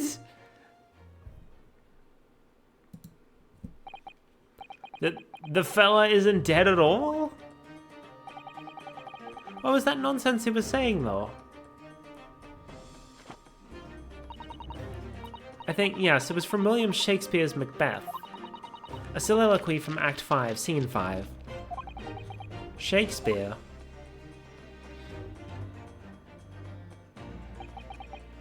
So it was that the victim, Mr. William Shakespeare, came back to life.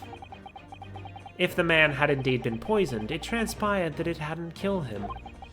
He was taken to by emergency carriage to a nearby hospital for treatment. So both of the cases where Mr. Natsume got arrested, the victim didn't die. That's interesting, because normally that never happens in Ace Attorney. It's always the victim is dead and that is it.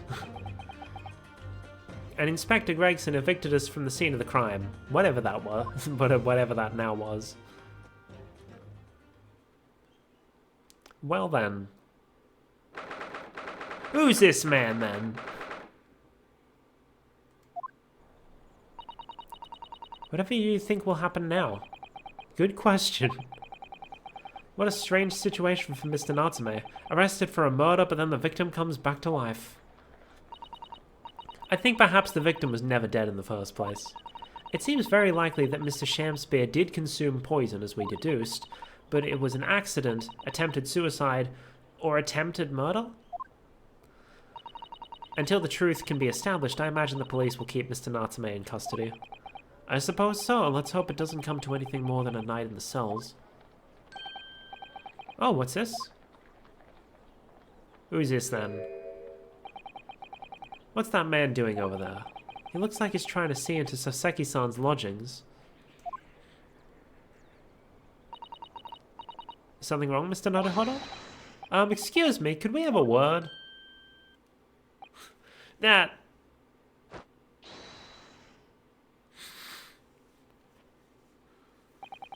He just ran off. I feel sure I've seen that man somewhere before. Where was it? I do too, but I don't remember. Oh, was he the guy that was arguing with Shakespeare during case 4 of the previous game? Mayhaps. I think we've done as much investigating here as we can, I think. Perhaps we ought to go to the prison and speak with Mr. Natsume again. A good idea.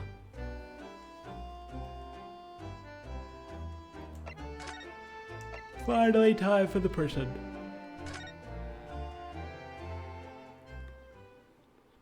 Apologies for yawning so much. No talk me, I angy.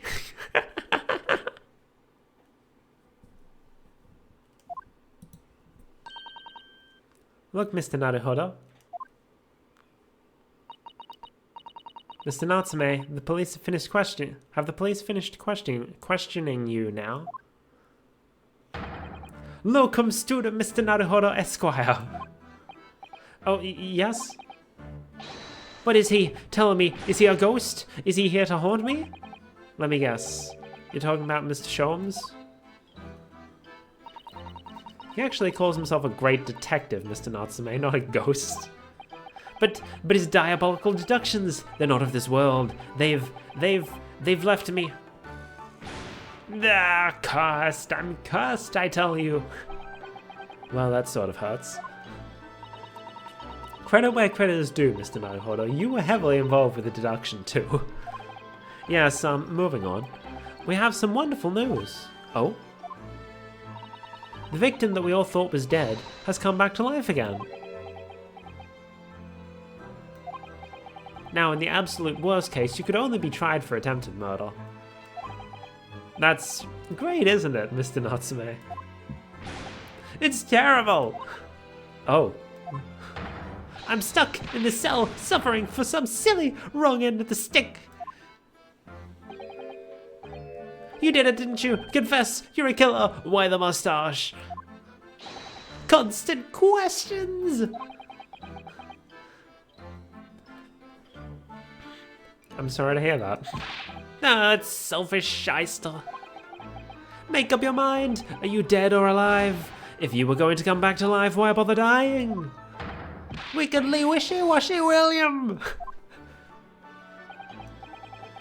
Well, it seems likely that Mr. Shakespeare was never actually dead in the first place. Yes, that might make sense. I'm pleased that he's alive, of course.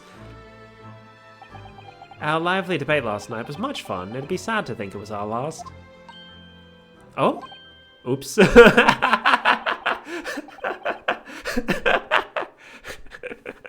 Well then. Okay, Mr. Natsume. Mr. Natsume, does this mean that you did see the victim last night? You met with Mr. Shamsphere, didn't you?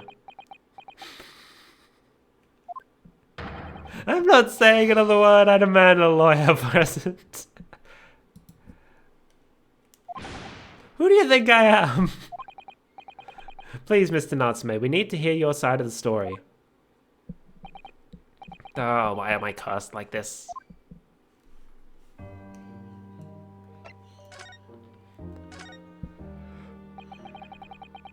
Can you tell us exactly what happened last night then, Mr. Natsume?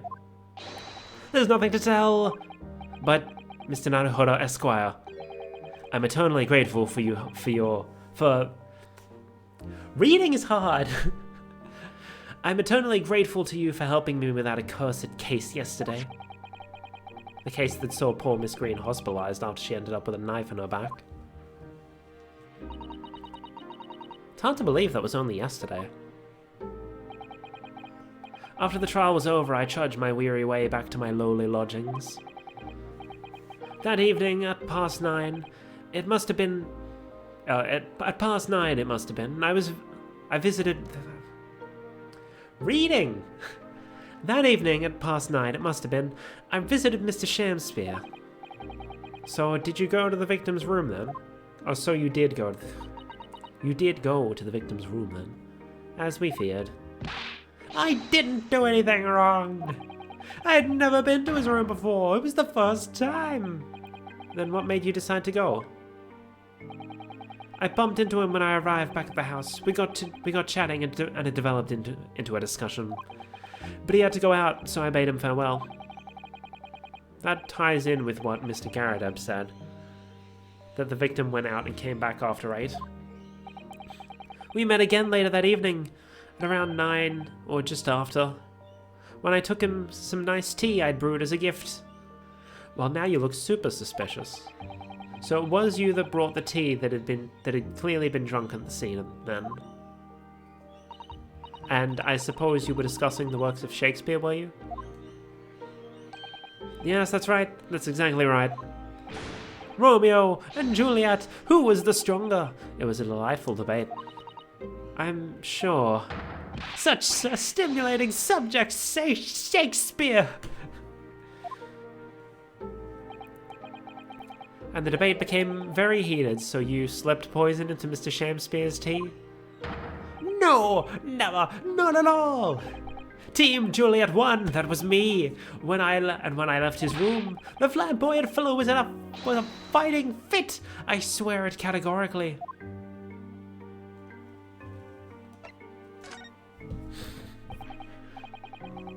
Mr. Natsume, you often say the same thing about yourself, and I've noticed that you have a cursed existence. I'm sure I've mentioned this to you before, but I've been here in Great Britain for a year now, and in that time I've learned it's no place for me. It can be very trying to live in a foreign land and adapt to the ways of another culture. The foreigners everywhere. There are foreigners everywhere I look, and they all stare at me. They all laugh. That's the impression I get whenever I go out. It makes me scared to leave my room. Which is why I've become a recluse. But even in my room, I find no respite from my fears. I've moved more times than I can remember, and then 1 week ago I moved into Briar Road. But why? I mean, why did you choose that place? It doesn't seem very comfortable. It was cheap. Because the rent is cheap, I have so little money it spoke to me. The rent? Obviously, there's a reason why it's cheap. Because the room is cursed. Cursed? Cursed how? The previous occupant, the man who lived there before I took the room, died there. Oh no! He was only a young man, but one morning he was found dead and no one could explain why. There's a gas leak. I'm calling it now. Gas leak. Surely no one would want to live in a room with a history like that. I didn't. When the letting agent recommended the place, I wavered. But I want books, and books cost money. A horrible history is a small price to pay. When I realized it would mean I could buy more books, I signed the lease like lightning. Brave or blinkered? But after I moved in, I soon came to realize what I'd done. I realized how horrible that room's history really was. Gosh, was it really so awful? Horrible History, that's a book series. And also a TV show based on a book series. How did the room's horrible history affect you, Mr. Natsume? What happened? At first, it was just a feeling. The feeling of beady eyes boring into my back, watching me. Do you think that might have just been your mind playing tricks on you? No, my mind doesn't know any tricks. It was someone else. It's been one long nightmare ever since I was given the keys to the place. Oh, and we did see someone supposedly trying to peer into Mr. Natsume's lodgings. A nightmare? You've been having bad dreams, you mean? All the souls who've died in that room lean over me in my sleep and try to strangle me. It's a gas leak. I swear, if this doesn't turn out to be a gas leak, I'll do something. I probably won't do anything, but I'm calling it now. It's a gas leak. That really is horrible. Like, they've put so much emphasis on the gas. Now, come to think of it, it happened again last night, too. The very same night that Mr. Shamsphere was writhing in agony from the poison in his body. I was on the verge of being suffocated silently by those miserable spirits in my room. You simply must move out of that room as soon as possible. Yes, you're right, I know it. And that's why I'm already searching for the next room with a history to call home.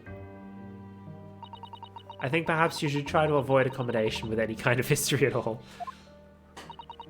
Otherwise, I'm scared that you yourself may become a history. Susato-san knows how to make the man listen. I did not mean to open that up. Although, we haven't looked at these yet. Okay, that wasn't a thing. This is the teacup from which Mr. Natsume was drinking. Yes. Unlike the other one, the inside of the cup is completely clean.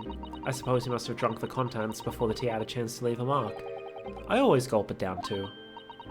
Sorry, Mr. Naruhodo? Well, if you just sip little by little, it goes cold. Clearly, I shall have to instruct you on the proper way to take tea. Oh, that's actual evidence. Meanwhile,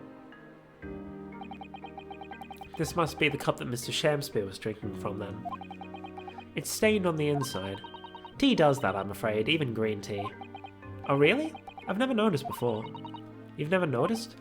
Well, I never leave it in the cup long enough to leave a mark. I like to gulp it down.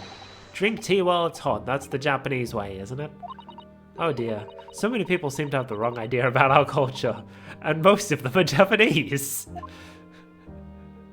Okay. It doesn't seem like there's anything on the bottom.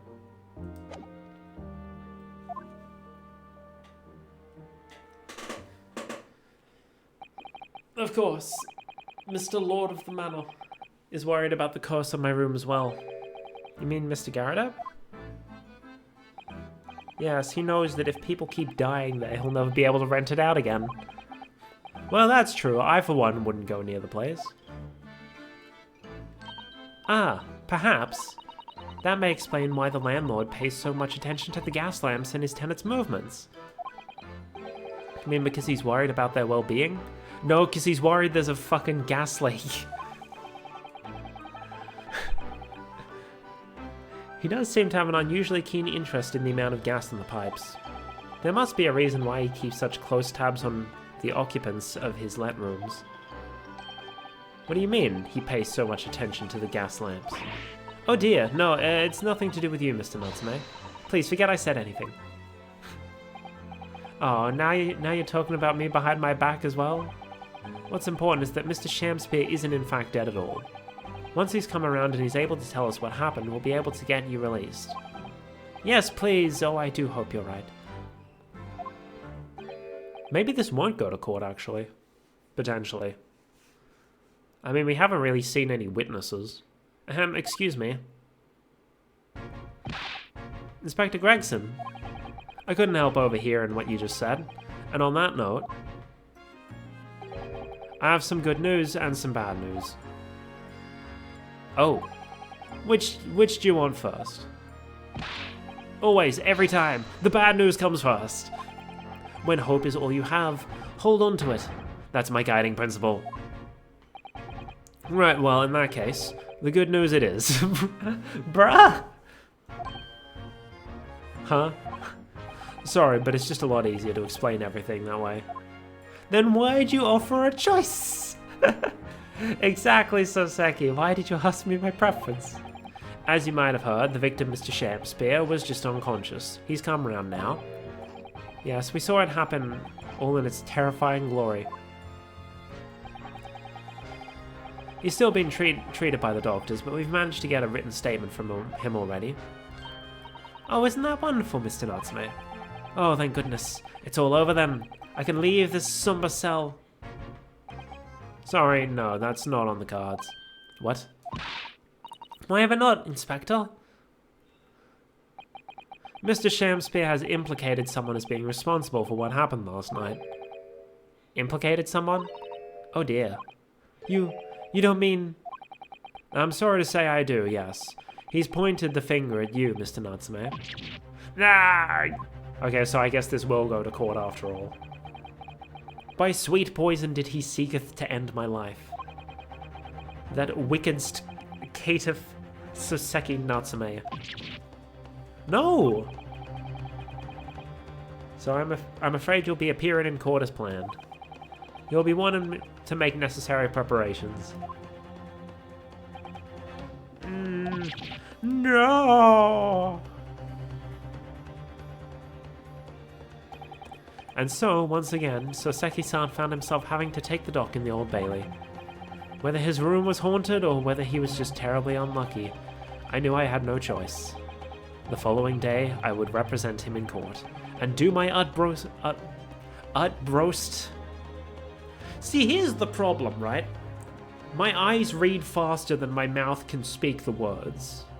You could hear it there. I was saying utmost, but my mind was reading break. And it became utmost. That's why reading is so hard for me. My eyes read faster than my mouth does. And do my utmost to break the curse that blighted him. This has been a problem for my entire life, by the way. This isn't new to me streaming. I've just never mentioned it on stream until now. To be continued.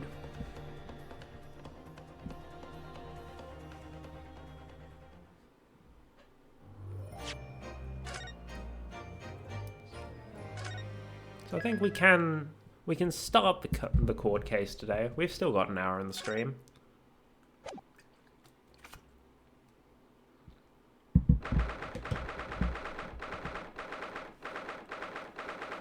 The Old Bailey.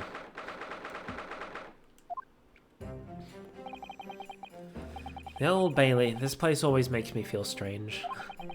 I seem to get chills down my spine and break out in a nervous sweat all at the same time. Well, I didn't think I'd be back here so soon.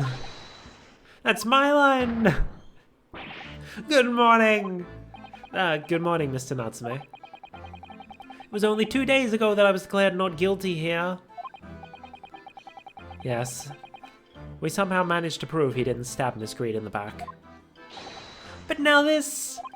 Another morning, another murder, and here I am again in this hellhole. Can't keep coming to court. I'm beginning to think he's right. It really does seem as though he's cursed. Mr. Naruhodo, I'm afraid I have bad news. Oh. Mr. Natsume, good morning. Yes, yes, morning. So here we are again. Yes, again.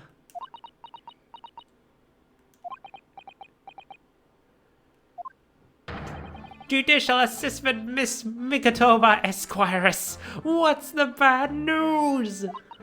Oh dear. You heard, did you? If you come in shouting at the top of your voice, people can't help hearing what you say.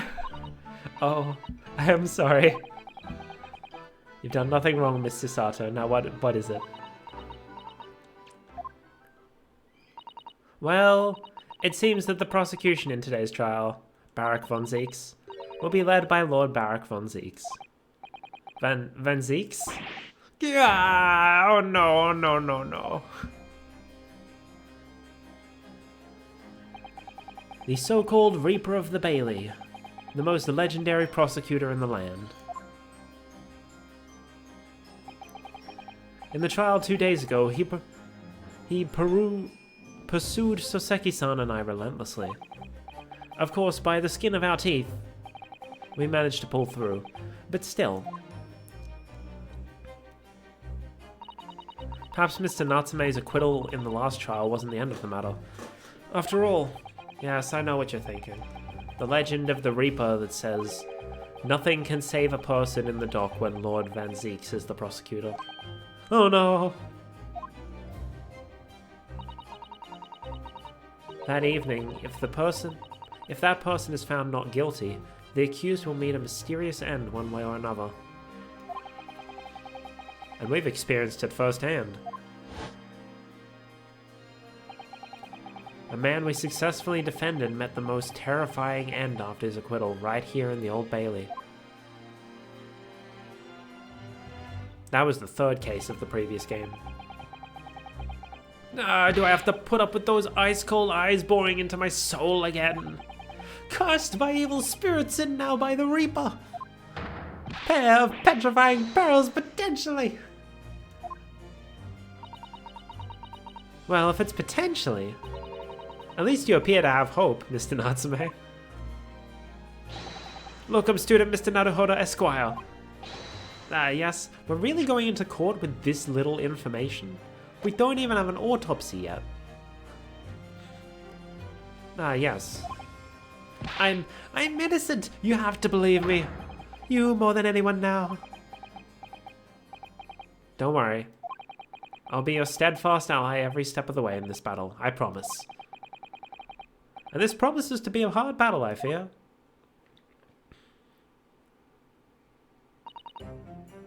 Well,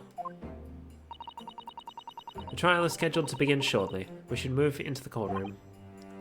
Let's go. Oh yes, I forgot to say. I'm afraid he won't be able to make it. Mr. Sholmes, I mean. That's probably for the best. Oh. If he were here, I might be tempted to rely on his help. And that could be seen as a weakness. If Lord Van Zieks were to notice, he'd prey on it mercilessly. At least that's my gut feeling. Mr. Naruhodo. You're right. Yes, you're so right. Oh, well said, locum student Mr. Naruhodo Esquire. Well said. I swear on this sword at my side and on the spirit of Kazuma that it harbors. I'll show him what a Japanese lawyer can do.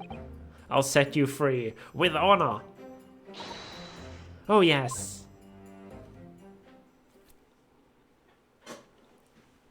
Let's go.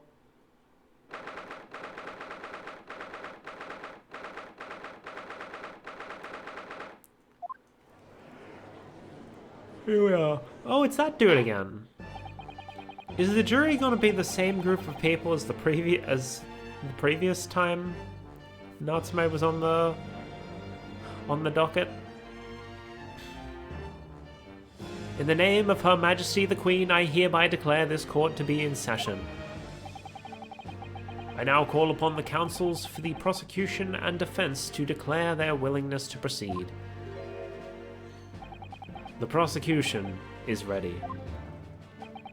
The defense is ready, my lord. Readiness for the trial, my lord Nipponese friend, is not what the defense needs. He says Nipponese instead of Japanese because, you know, they can't make him actually say a slur, but it's pretty clear that that's what he's going for here.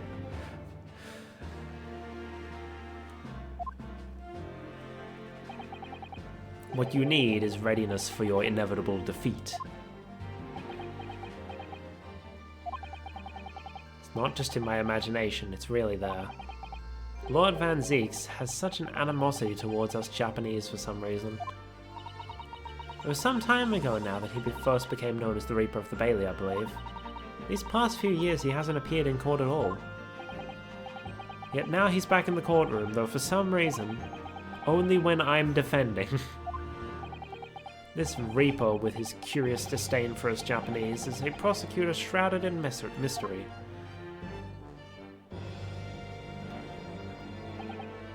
Still, this isn't the time to be pondering that. I have to concentrate on Soseki-san's trial. Furthermore, I now call upon the 6 ladies and gentlemen of the jury. You have been chosen at random to represent the will of the people in this trial. Are you ready to fulfill your duty? Absolutely. I had a feeling this larrikin wasn't innocent before. I must say, I feel especially ruthless on days when my hat refuses to sit right. Oh, well, I rather like how you're wearing your hat. I think the ruthless look is very fetching, actually. Okay, so no, these aren't the exact same jurors as the previous case. I can tell because juror number 4 is someone different. Someone that wasn't in the first game. I need to be somewhere at 10 o'clock. I have a very important meeting. Let's make this quick. Yeah, and he was only in the first case, I think. And not in the second. Couldn't agree more. I need to make home 5 bob tonight or the missus will go through the roof. Oh, may the Lord show us all the light here and lead his flock to a righteous verdict. The British jury system is so very different from our own, isn't it? It's quite extraordinary to think that the power of judgment is in the hands of 6 members of the public, and that the judge can only pass sentence when all jurors are in agreement about the defendant's guilt. 6 citizens of London chosen at random. Or at least, that's the idea. They claim it's at random, but like 5 out of the 6 we've seen in our previous cases. The prosecution would draw attention to the fact that the accused was on trial here but 2 days ago. Accordingly, where possible, the same jurors have been asked to return for duty today. Okay. So that's why it's mostly the same. Lord Van Zeeks, your opening statement, please. Ladies and gentlemen of the jury, it is not the intent of the prosecution to cast doubt over your past decision. However, the innocent verdict afforded to this eccentric Nipponese before has dire consequences. Did the accused repent for his wrongdoing in that affair? Far from it. He was innocent, though. He didn't attack her. What does he have to repent for? Instead, he used his freedom to perpetrate a most blood-curdling crime. Namely, that of the attempted murder of his neighbouring lodger, an innocent Englishman. To explain the circumstances of the crime, the prosecution calls its first witness to the stand.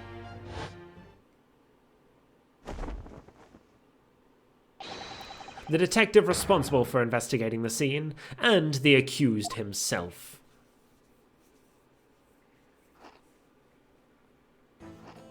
Here we go. Witnesses, your names and occupations, please. Yes, sir. Tobias Gregson, Detective Inspector at Scotland Yard's Homicide Division.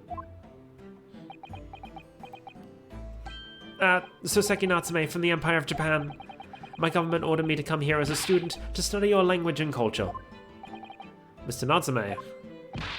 Yes, my lord, sir. I'm quite sure I'm not mistaken. that you swore an oath to never set foot in my courtroom again? I remember it as if it were yesterday. The day before, in fact, my lord, but close enough. Believe me, this is the last place I want to be. Inspector, let's hear from you first. Explain the case for the court. Right you are, sir. The incident occurred at the Garadeb household, where the defendant has lodgings. In the ground floor room of the victim, Mr. William Shamspeare, the defendant has already That was the end of the sentence. The defendant has already admitted to visiting the victim on the night in question. Mr. Shamspeare collapsed in his room as a result of poisoning by strychnine. Okay. He was found... I wonder if that's a real poison or if that's another made-up one. Because the Ace Attorney games do make up poisons sometimes.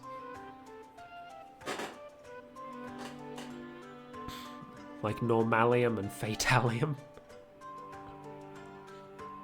He was found the following morning when the landlord, suspecting something was wrong, broke down the door.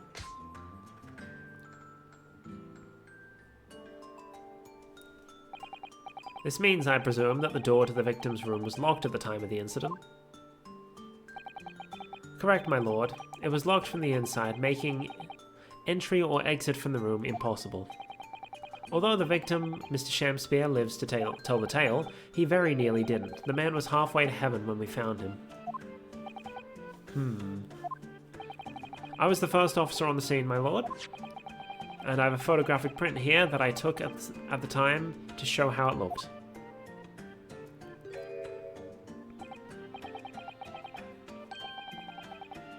Look at that, there's a puddle right below the gas box. It's a... Oh wait, no, he was actually poisoned. He was actually poisoned, so his poisoning wasn't because of a gas leak.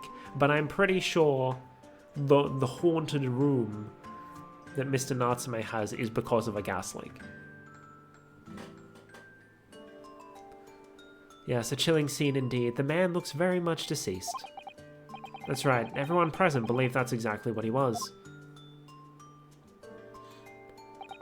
Very well, I shall accept this photographic print as evidence for the court.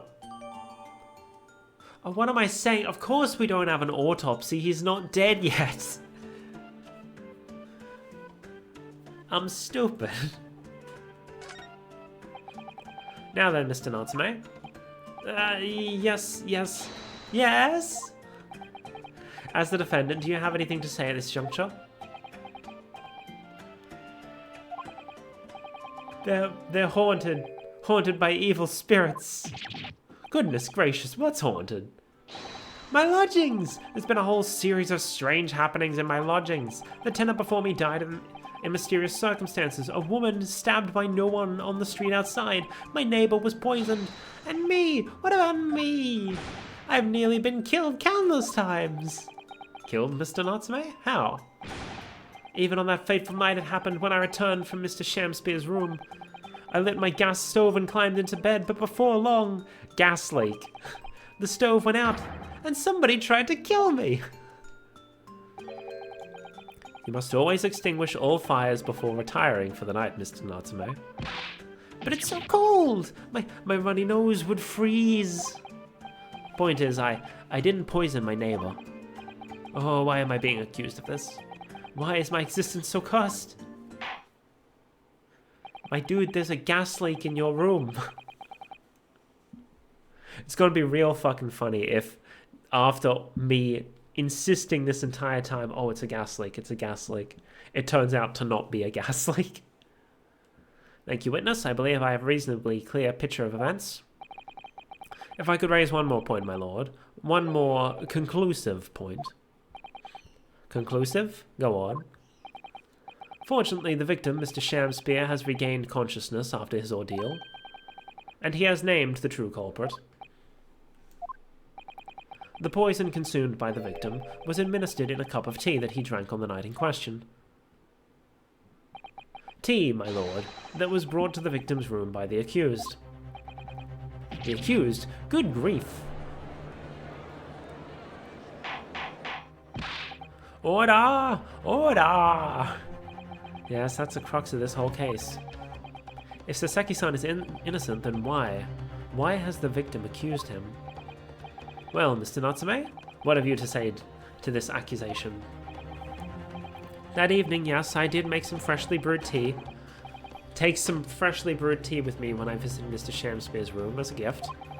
The public water pump outside always freezes at night, so I bought bottled water especially to make it. And this is the result! I will never touch tea again! Never! The public pump was frozen, you say? That's not information we've heard before. That will do, thank you. Now, according to our laws, the defense must have an opportunity to cross-examine the witnesses at least once. Therefore, I call upon these witnesses now for a formal testimony. I presume the prosecution has no objection. None whatsoever, my lord. Good. Then you will give your account of the events on the night in question to the court now. Yes, my lord.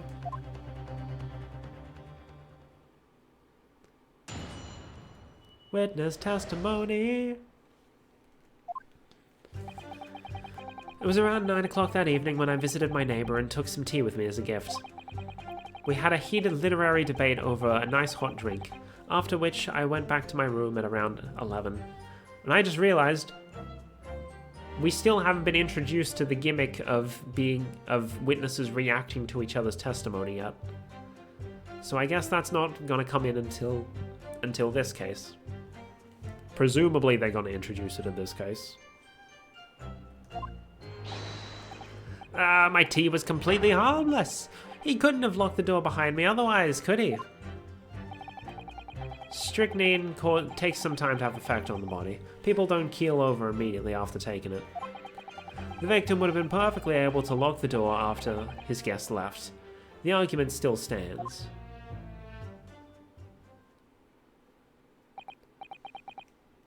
Yes, I see. It all seems relatively straightforward. Excuse me, but that testimony does raise one rather crucial point, I think.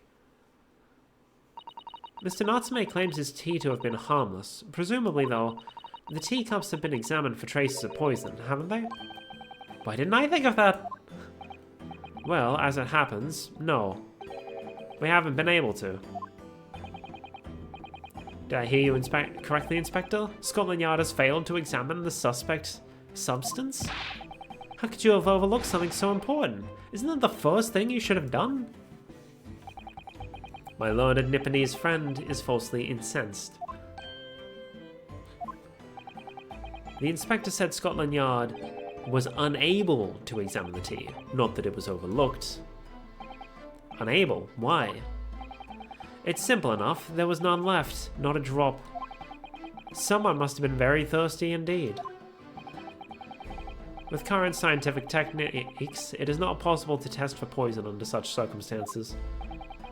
We only need a drop, but that one drop does actually have to exist, funnily enough. Yeah, speaking of one drop... Hey? Where'd it go? There was a drop here before. Where'd the drop of tea go? Oh. What is it, Mr. Naruhodo? This bar of soap, when we first found it, I could have sworn there was some sort of round disc in this depression here, a reddish one. Yes, you're right. I remember it too. But now the depression is completely empty. Where could the disc have gone? It unfroze. And it was tea. Tea that could have been poisoned. Oh no. Oh look, Mal's playing Splatoon.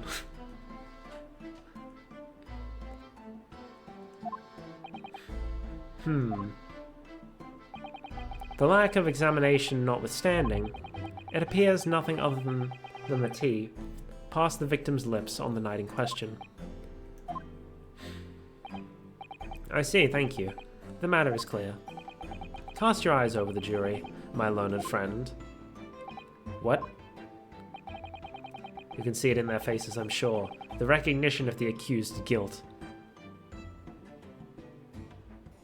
These are their neutral expressions. Your client's fate is all but sealed.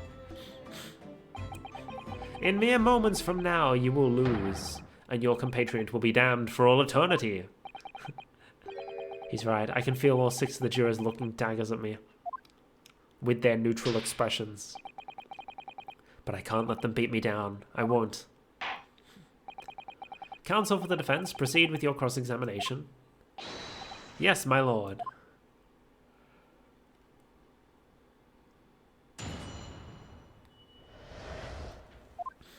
Here we go. At 9 o'clock, took some tea.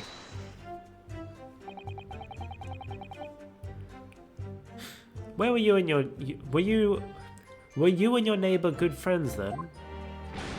Ah, no, we weren't friends. Not at all, not at all. Never, ever. A simple no would have sufficed. Then, why did you decide to pay him a visit? Mr. Shakespeare fancies himself as having great literary knowledge. As a fellow scholar of English literature, we find much to talk about together. Come now, no Nipponese could understand the finer points of English literature. And on the night in question, that was the topic of conversation as well, I presume? It was the day of my last trial when I was acquitted. I just arrived back in my lodgings when I ran into Mr. Shakespeare outside on the street. That was around 6 o'clock. We exchanged 1 or 2 pleasantries, but it soon turned into a heated discussion. He was on his way out at the time, though, so I promised to visit his room that evening at 9 to continue our debate. But did I have ill intentions? No, not one, not two, not any. Not at all. Never, ever. A simple no would have sufficed, I feel. Then tell the court what did happen when you visited the victim's room. Had a heated literary debate over a nice hot drink. After which I went back to my room at around 11. Hold it! A literary debate about Shakespeare's work, I think you said, didn't you? Shakespeare? Ah, a very worthy topic of conversation, I must say. Yes, my lord. Romeo and Juliet, who was stronger? It was a profoundly pleasurable parley. Romeo and Juliet? Who was stronger? I know I'm going to regret asking this, but how did the debate go? Well, we both agreed that we would reach a conclusion more quickly than with a reenactment. So we battled it out in Greco-Roman style, naturally. What? Mr. Shakespeare had all sorts of costumes in his room for just such a contest. So when you say reenactment, you mean you were actually in costume? He as Romeo and I as Juliet, after a vigorous wild tussle. I as Juliet came out on top. A victory I'll cherish forever. I dare not imagine the terrible scene of carnage. The fact remains that it was you who prepared the tea and took it to the victim, correct? I boiled the water in my room and made a pot to take with me. I'd heard that he was too poor to have tea himself, you see. It's true, there was no sign of any tea leaves in the man's room. I wanted to do something nice, to be friendly. So why is everyone looking at me with such suspicion? My tea was harmless, of course it was. And do you have any basis for that statement, witness? Ah, my tea was completely harmless. He couldn't have locked the door behind me otherwise, could he? Hold it! Yes, there was not a drop of tea left in the victim's room anywhere, was there? Hey! Right, thank you for the raid. Welcome, raiders. Hope everyone's having a good time. How do I do this again? Ba ba ba ba. Thank you for the raid. Hold on. I've done the other shout out as well. Oh, were you playing Ori and the Blind Forest? Nice. How was it? If there's anyone present in my chat who doesn't know who Rye's cool. He plays games. I don't know Hello, how to... Mario. Thank you, Lord Sausage. Rise cool, go follow him. Welcome Raiders. My name's Melody, I play games. I'm currently playing Ace Attorney. We're trying to defend a dude in court who is accused of poisoning his housemate. Love it, just figured out how to climb a tree, nice. Who all came in? Who all came in? Sausage, Tristan, and Ryan himself. Welcome all of you. And also thank you for the redeems, Tristan. I'll do that now. Hydrate and stretch.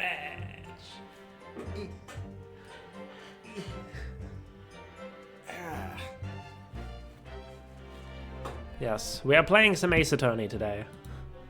Poison a roommate. Somewhat. How could you relate to that? What? Excuse me? Huh? Hello? Okay. We're currently cross-examining. So that's correct. Anyone would think the fellow had never had a pot of tea before. He must have licked it dry. Happened to work though. What? Which is a pity, because one drop is all we would have needed to analyze it for poison. And you say that you returned home to your room at 11 o'clock, Mr. Natsume? Yes, definitely. By heaven and earth, I swear it. Some co-workers just get you. Bruh. The landlord was able to verify that, as it happens. He confirmed that the defendant went back to his room at 11 that night. And how is the landlord able to attest to this? He said it was the lamps, I believe. The lamps, Inspector? When tenants return to their rooms and start using gas, the lamps in other parts of the house flicker. Yes, Mr. Garadab seems to pay a lot of attention to the comings and goings of his tenants. Because there's a gas leak. For those who came in with Rise Raid, I am convinced that the reason they keep bringing up gas is because there's a gas leak in Mr. Soseki's room.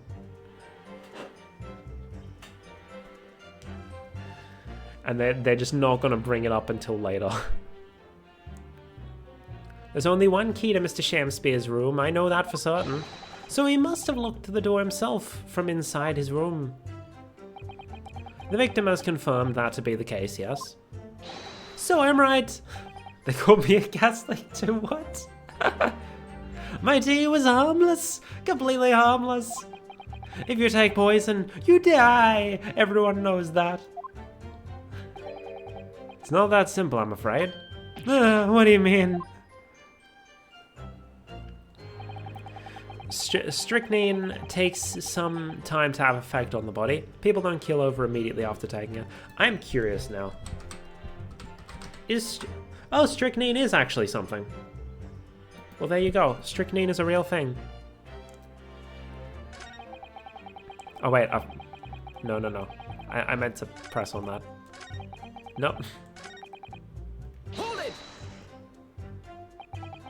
How long does it take for symptoms to appear, then? According to the coroner I was speaking to at the yard, about 30 minutes after the poison's consumed. Hold on. I feel like I've heard of this before, actually. Because I looked up, and it's like, oh, this is... I think I saw it in a fucking Fakemon video. Someone made a Fakemon based on the strychnine tree. What a wild coincidence.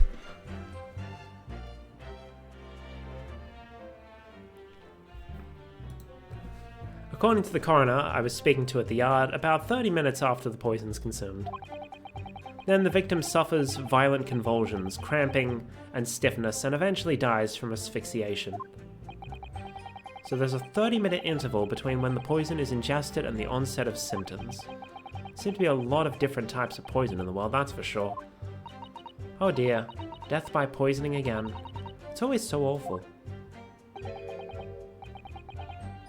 Oh, right, because that also happened in the first game to Mr. Wilson. 30 minutes is a long time. Certainly long enough for the victim to have locked the door behind the accused after he left. But that would imply that he didn't drink his tea until Mr. Natsume left. Like, were they not drinking tea during their discussion? You can't deny that. And it further degrades Soseki-san's alibi. I have the medical report from the doctor who examined the victim here, my lord. It spells it out, really. The accused is the only person who could have done it. Very well, the court will add this report to the court record as evidence. Report issued by Scotland Yard's medical officer. It obviously mentions poisoning as well as other details gleaned during the police investigation. Oh yes, I see it here. Delayed onset of symptoms. Let me have a read of it myself. William Shamspeare, 31. Ingestion of a small quantity of strychnine. Toxic effects present 30 minutes after ingestion. High likelihood of substance having been mixed with the tea the victim was drinking, but no sample could be obtained for testing.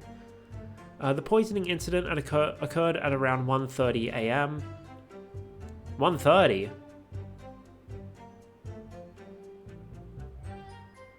But he left at 11.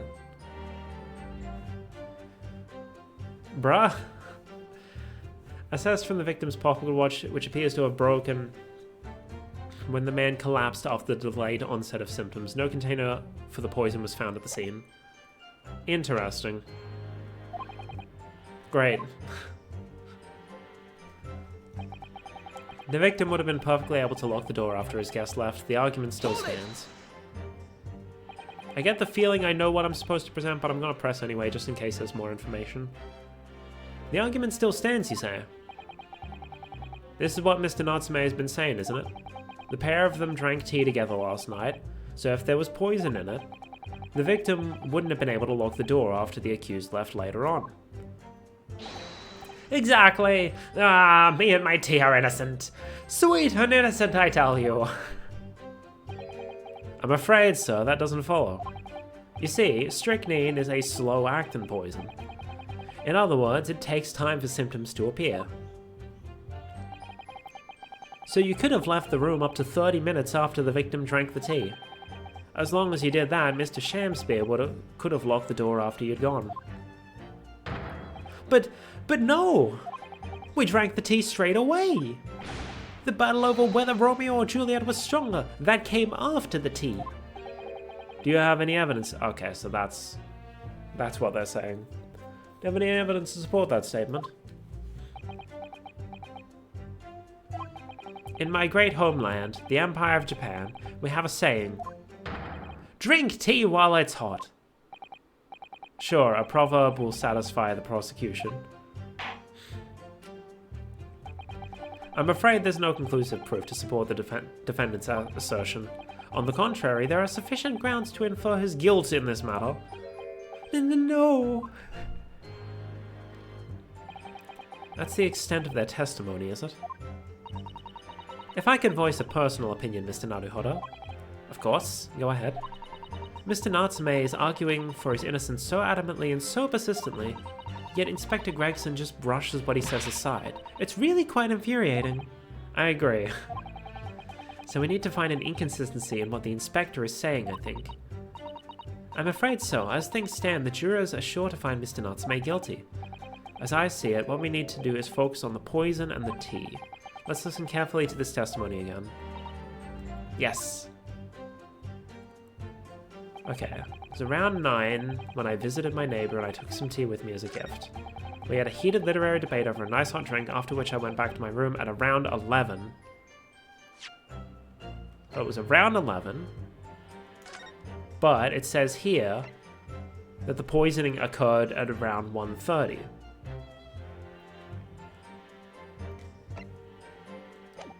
So, like... Objection! Yeah. Mr. Natsume, you say it was 11 p.m. when you left to return to your room, correct? Yes! And Inspector Gregson, can we rely on the information in the medical report unconditionally? Of course we can. There's no problem with that report, Sunshine. Actually, I think there's a very big problem. Because there's a chronological inconsistency between it and the defendant's testimony. A what?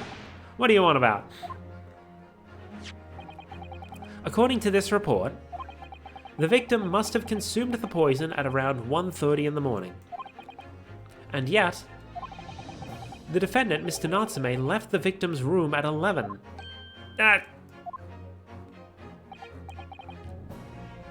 Yes, that's right. There's more than 2 hours of missing time there.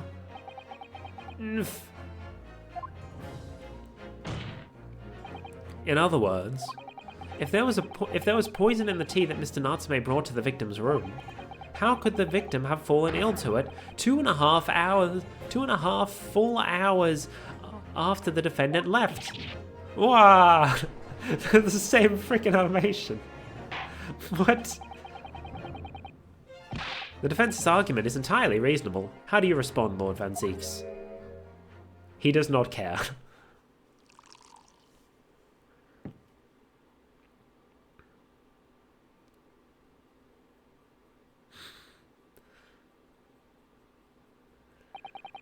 Pray forgive the discourtesy if my mind has wandered.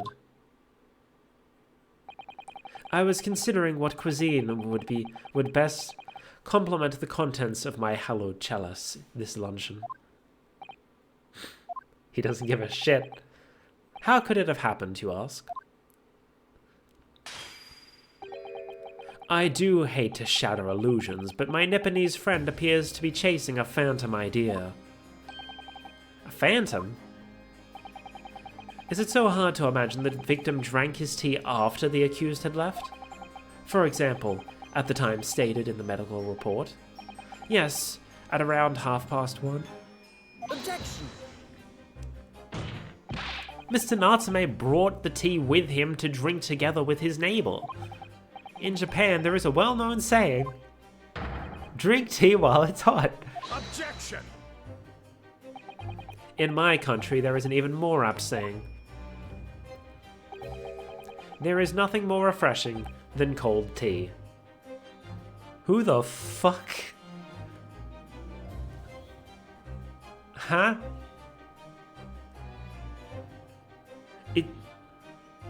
Okay, so I've never been to Britain, but aren't they known for, like, hot tea?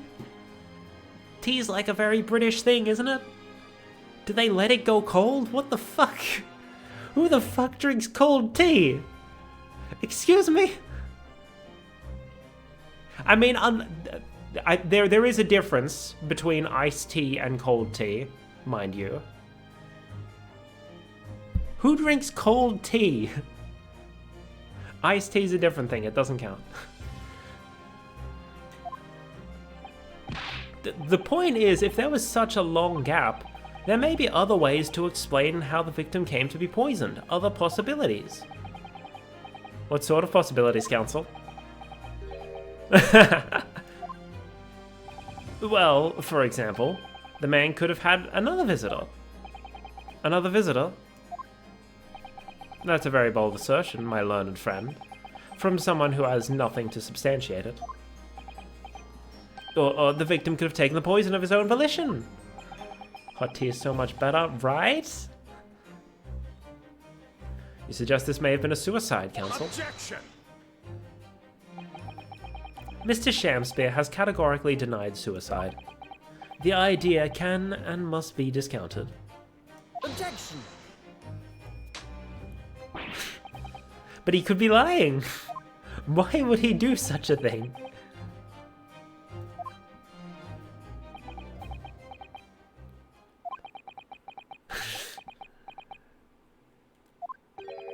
Is something wrong, Lord Van Zieks? I was listening to the sound of the carriage pulling up outside the courtroom. Pray, forgive the discourtesy. Carriage? What carriage? It would seem that the key player in this case has just arrived. Oh, we're gonna get to cross-examine the victim. Hold it.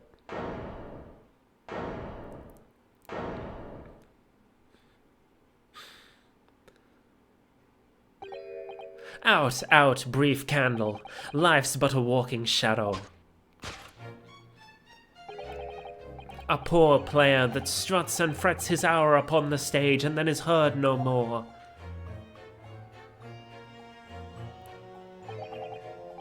It is a tale told by an idiot full of sound and fury, signifying nothing.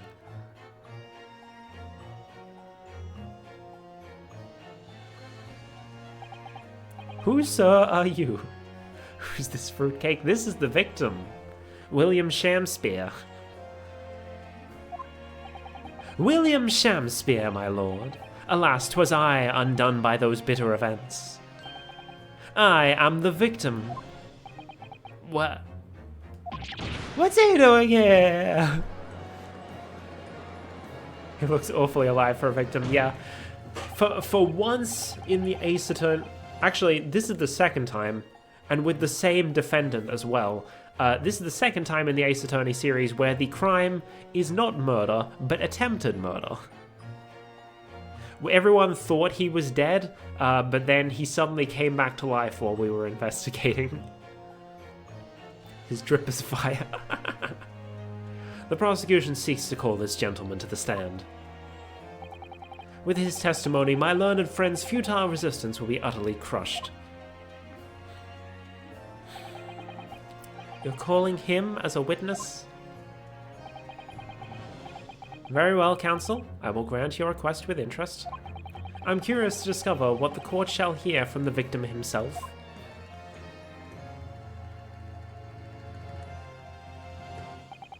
Happy am I, Will Shamspeare, to regale thee with my tale of woe, my lord. It is weird cross-examining a victim, I will say. Because, like, in the Ace Attorney series, it's almost always murder. There have now been 2 cases where it's attempted murder, and there's 1 case where it's theft that later turns into murder later in the case. But, like, aside from that, it's always murder. But I still have my own tale to tell. My own tale of worse woe. I can regale the court with the tale of my perfect innocence in perfect English. That will do, Mr. Natsume. Let the court now hear from the victim.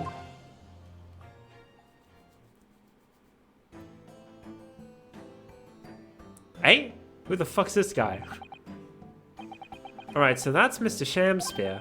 But who's that other guy beside him? Other man, rather. Yes, I feel sure that we've caught a glimpse of that man before.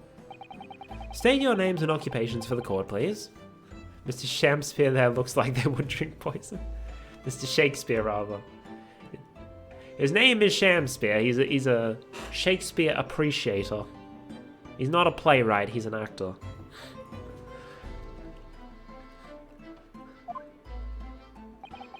A writer of words so sweet they do scent the breeze, an inventor of ideas so profound they compose the earth.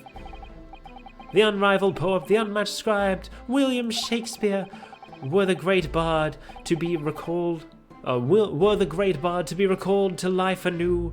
Lo, what a magnificent man! Okay, so Shakespeare has in fact passed away by this point of history. Cool. Good fellows, I am he who ponders such a miracle, William Shamspeare. Oh, the name's Meterman? Adron B. Meterman? Hot poison and charcuterie board. Okay, so this guy is probably from the gas company then. And that's why it's gas leak. It's a fucking gas leak. So what's the pun in his name? Adron. Adron B. Meterman. So like Meterman, obviously he comes to check the meter, right? What is Adron B?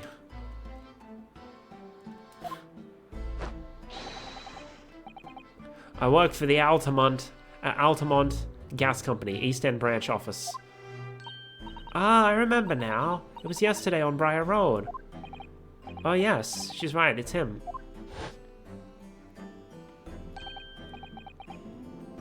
Oh, is that why there are bricks removed from the wall? So that he can look in and check the meter? Oh, what's this?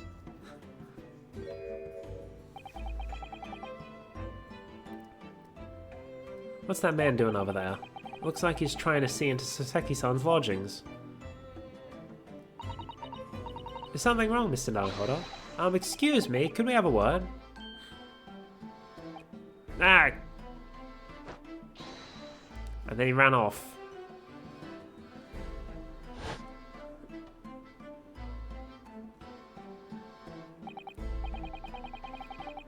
Yes, we spotted him outside Mr. Garadeb's house that morning. Can't think of the pun? Yeah, I can't either. Like the only thing that's coming to mind with Hadron is like the Large Hadron Collider, but I'm pretty sure it's not that. And he's a gas company employee? What does he have to do with this case? So, Mr. William Shamspeare, you are the victim in this miserable affair, correct? Oh heaven, oh hell, do you command me to remember that sweet poison that didst cross me and mine innocent lips? I subpoenaed him for the trial, with his doctor's permission, naturally. Hearing the testimony of the aggrieved will remove any room for doubt from the jurors' minds, I'm sure. Behold, you have only to rearrange the letters of my name to see that me's a seraph, an angel indeed. I wonder how they handled that line in Japanese. Thus be I of noble mind, sweet of nature, and verily honest of heart, as all heavenly angels be. Because there isn't a less contrived meaning in your name, no, not at all. The jurors seem very moved by this man, I'm afraid. They're actually taking the seraph anagram idea seriously? Thank you, witness, for your illuminating introductions. But my lord, what's the man next to William Shamspeare doing here? The gas man, I mean. What? What, me? Well now. Allow me to enlighten my learned friend. You recall, I presume, your earlier impertinence when you suggested that the victim had another visitor to his room on the night in question, and moreover, that the victim is a compulsive liar. What? No, I didn't quite say that. This young chin-stroker here is here to controvert your wild claims conclusively. Is that not so, Mr. Meterman? Hang on, no, I'm just here. I hereby call for your formal testimonies. You will tell the court as lucidly as possible what happened on the night in question. Thank you for the redeem, right? One may smile and be a villain.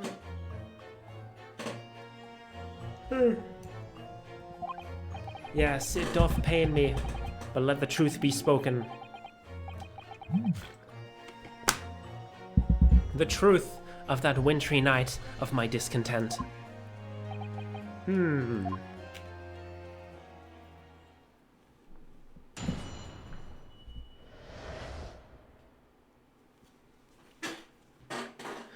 The art style of Ace Attorney is interesting to me because you'll get characters that look like relatively normal. They have normal anime-ish proportions, I guess.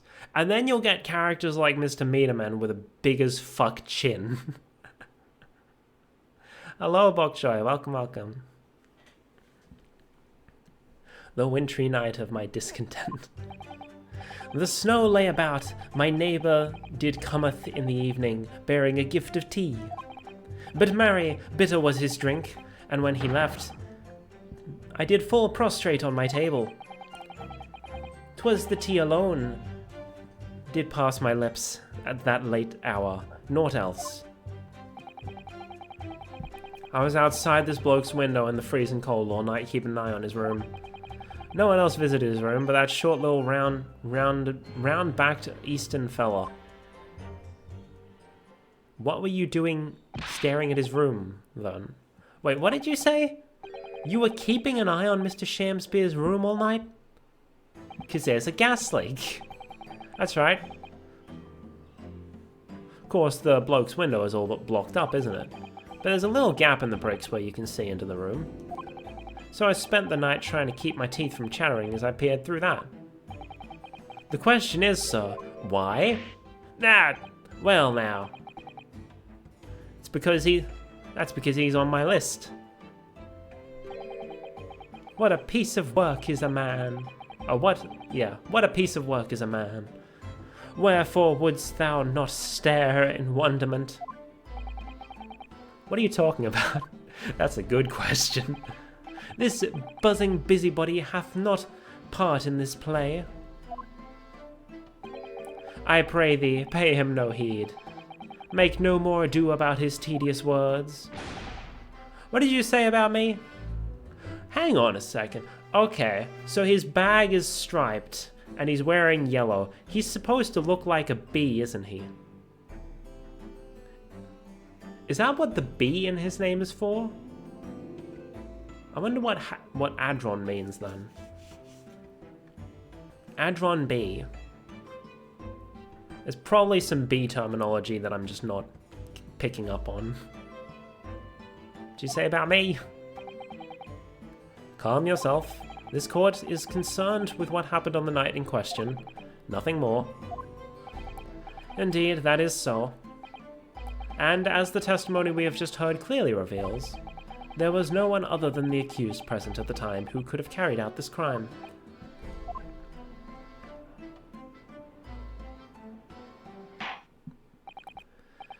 Well, I believe this may be the final testimony of the trial. Now, counsel, the defense may proceed with the cross-examination. Yes, my lord. Cross-examination. Snow lay about, my neighbour did cometh, bearing a gift of tea. To be clear, by neighbour, you are referring to the defendant, Mr. Natsume?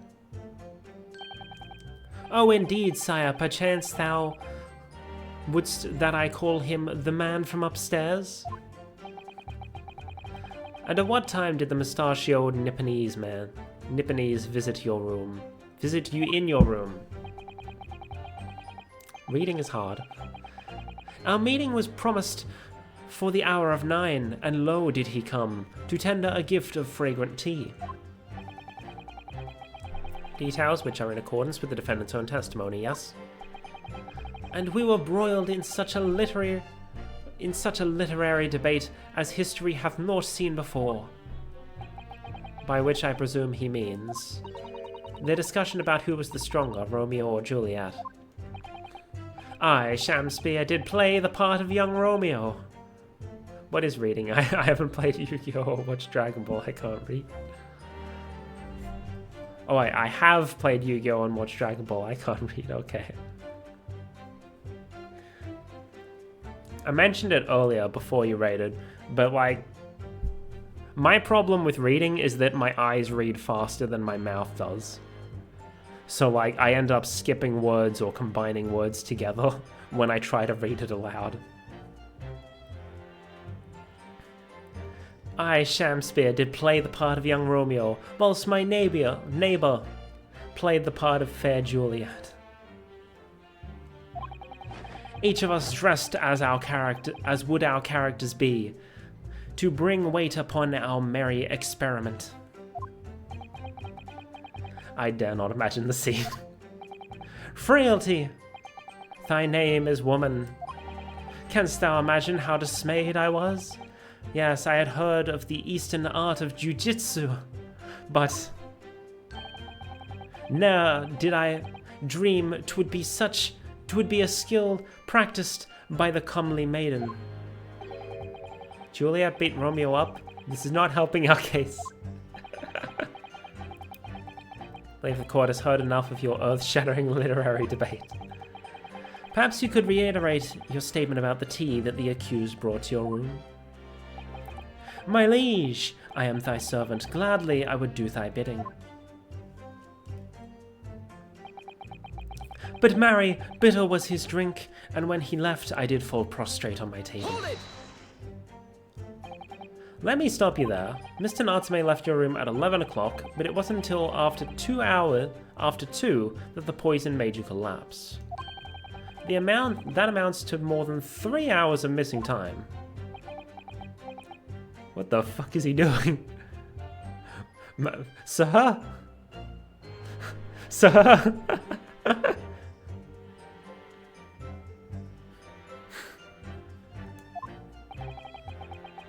If the defendant had really put the poison in your tea, that 3-hour window of time is something you're going to have to explain. Gladly, 'tis an easy task.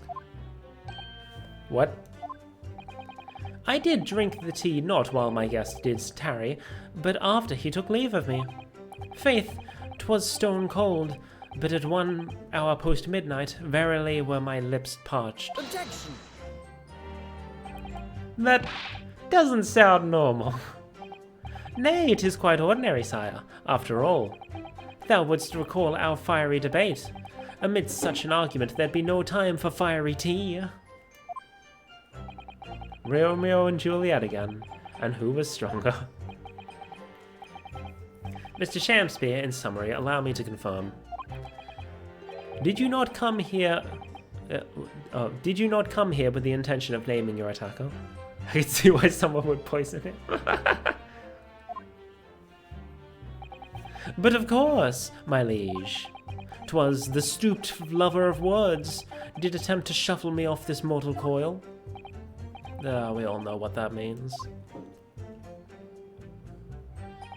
'Twas the tea alone that did pass my lips that late hour, naught else. Hold it! So you didn't have any kind of evening meal? Dinner? Supper? Ha! Fie on luxury, fie on gluttony. To eat thrice a day is but a waste of time. Sorry? I would that my belly were full. No more oft than the sun doth rise. Well, most heroic eating habits, I must say. Night and day do I fill my hours with learned study of the great bard and playwright. Hence is it that there doth naught in my chamber be than costumes of mine art. That would appear to be the case, as even a rodent was found starved to death in your room. Oh no. Poor rats. Now that I think of it, it's not just food that was conspicuously missing from that room, what is it? I don't recall seeing a single play or script anywhere. For I have devoured them all. You've eaten them? Every word be within my skull. Didst thou imagine otherwise? I mean, you forgot the words yesterday, but I guess you were in the middle of almost dying back then. Right, that wasn't misleading at all. Now, could you turn around, do you think? Which brings us to the conclusion that the only way the poison could have passed the victim's lips is in the tea. I was outside this bloke's window in the freezing cold and all night keeping an eye on his room. Hold it! Why? The windows of that house have all been filled in. A historical artifact of the now defunct window tax. Yeah, you're right there. All bricked up horribly. But as it happens, there's a little part of the brickwork at the bottom corner that's been opened up. I was looking through that gap. Yes, there were a few bricks loose, weren't there? And for some strange reason, a couple bars of soap lined up on the ledge outside as well. I don't like going around poking my chin in other people's business, especially on freezing cold nights. But them's my orders, so that's what I keep doing, as long as there's breath in my body.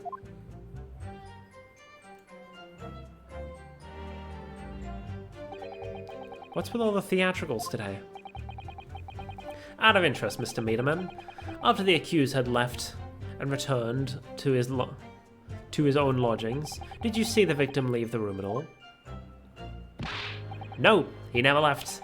He was in that room the whole time as far as I'm concerned. and we can therefore discount the possibility of suicide. How can you be so sure of that? The police carried out a thorough investigation of the scene and found no receptacle for the poison. And since we know the victim didn't leave his room, and hence didn't dispose of the poison's container himself, it's clear that this was no attempted suicide. Only the victim could have removed the receptacle. Only the culprit could have removed the receptacle. Okay, that one I just completely misread it. Ah yes, lucidly explained, counsel. Thank you. It really was. You can't argue with the logic.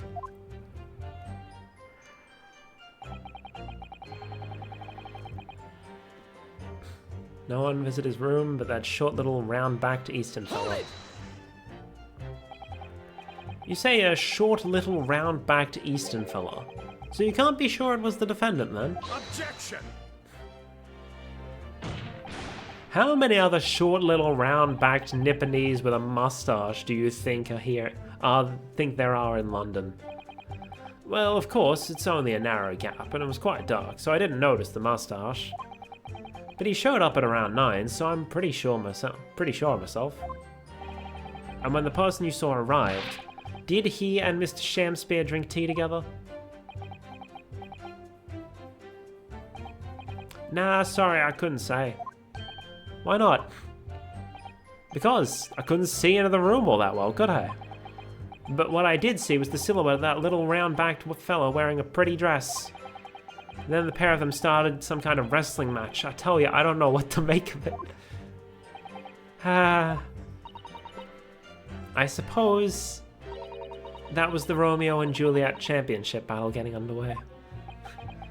Mr. Meaderman, allow me to confirm one final time. Apart from the accused, can you state with certainty that no one else visited the victim on the night in question? No question. Gasman's honor.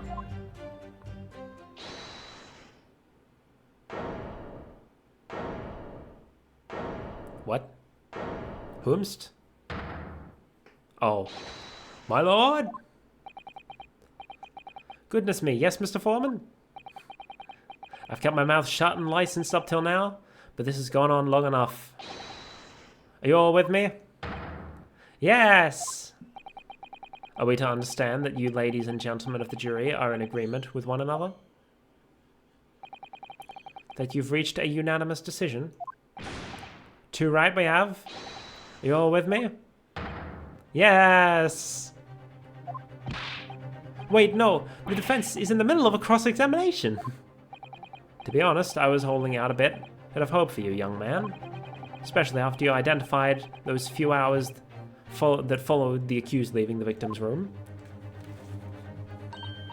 Yes, the 3 missing hours, as you put it. But in the end, what difference do they make? None as far as I can see. And since that's now apparent, there's really no reason to delay our decision any longer. Like I was saying before, if I don't take 5 Bob home with me tonight, the missus will blow her top. What's that? Sorry, I didn't quite catch what you said. Very well. Let the court be appraised of your decisions. Ladies and gentlemen of the jury, you will state your leanings as to the defendant's culpability. Guilty! Guilty. Guilty! Guilty. Guilty! Guilty!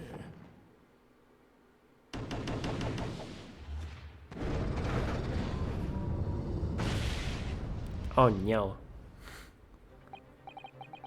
All of you? Well, it would appear that the jury is indeed unanimous.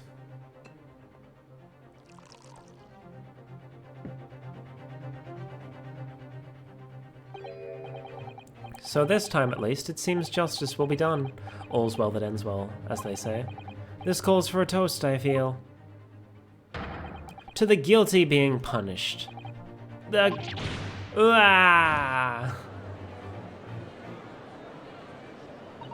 Get up, Mr. Naruhodo, please. The trial isn't over yet. What do you mean, Mr. Sato? What about the information I found in this encyclopedia of British law I have? that obscure right that belongs to the defendants, to the defense in these situations, remember? A summation examination. Yes, that's right. We don't have a jury in Japanese courts, of course. But here in a British court of law, if we can reverse the decisions of a majority of the jurors, we can force the trial to continue. This trial can't end now. Whatever it takes, I just can't let that happen. The defense moves to invoke its right to a summation examination, my lord. However, that will have to happen next time. Because that is where we're going to end today's stream. Always save twice, just to make sure. Let's go back to the chat scene. Well, that was fun. I'm enjoying this. I'm enjoying this game. Cliffhanger. There's always gonna be cliffhangers unless I end in like... on like between cases. But like cases can go on for ages in this game, right? We'll be back to it next week, probably. Probably, assuming I'm still in the mood for Ace Attorney, which I feel like I probably will be. If not, I'll play something else. Also, love the animation in game. Yeah, it's so expressive. It's great. I guess because because it's like a visual novel type game, they don't really have much else that they need to animate, so that they can focus on making these little like talk animations really heckin' expressive. And it's neat. So my next stream will be tomorrow, around the same time probably, maybe a little later if I decide to not get up in time. But instead of playing a video game, I have Lego. I want to build Lego. We're gonna build some Lego on stream tomorrow. Fun times. And I think that's it. Lego! Yeah. That's gonna be all for today's stream. Let's have a look at who is online.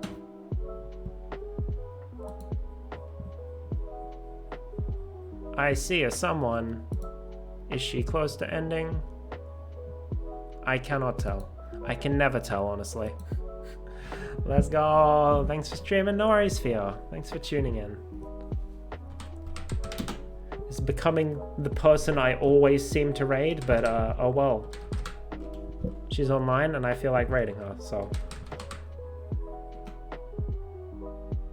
It's fun. Okay, so here's the regular raid message.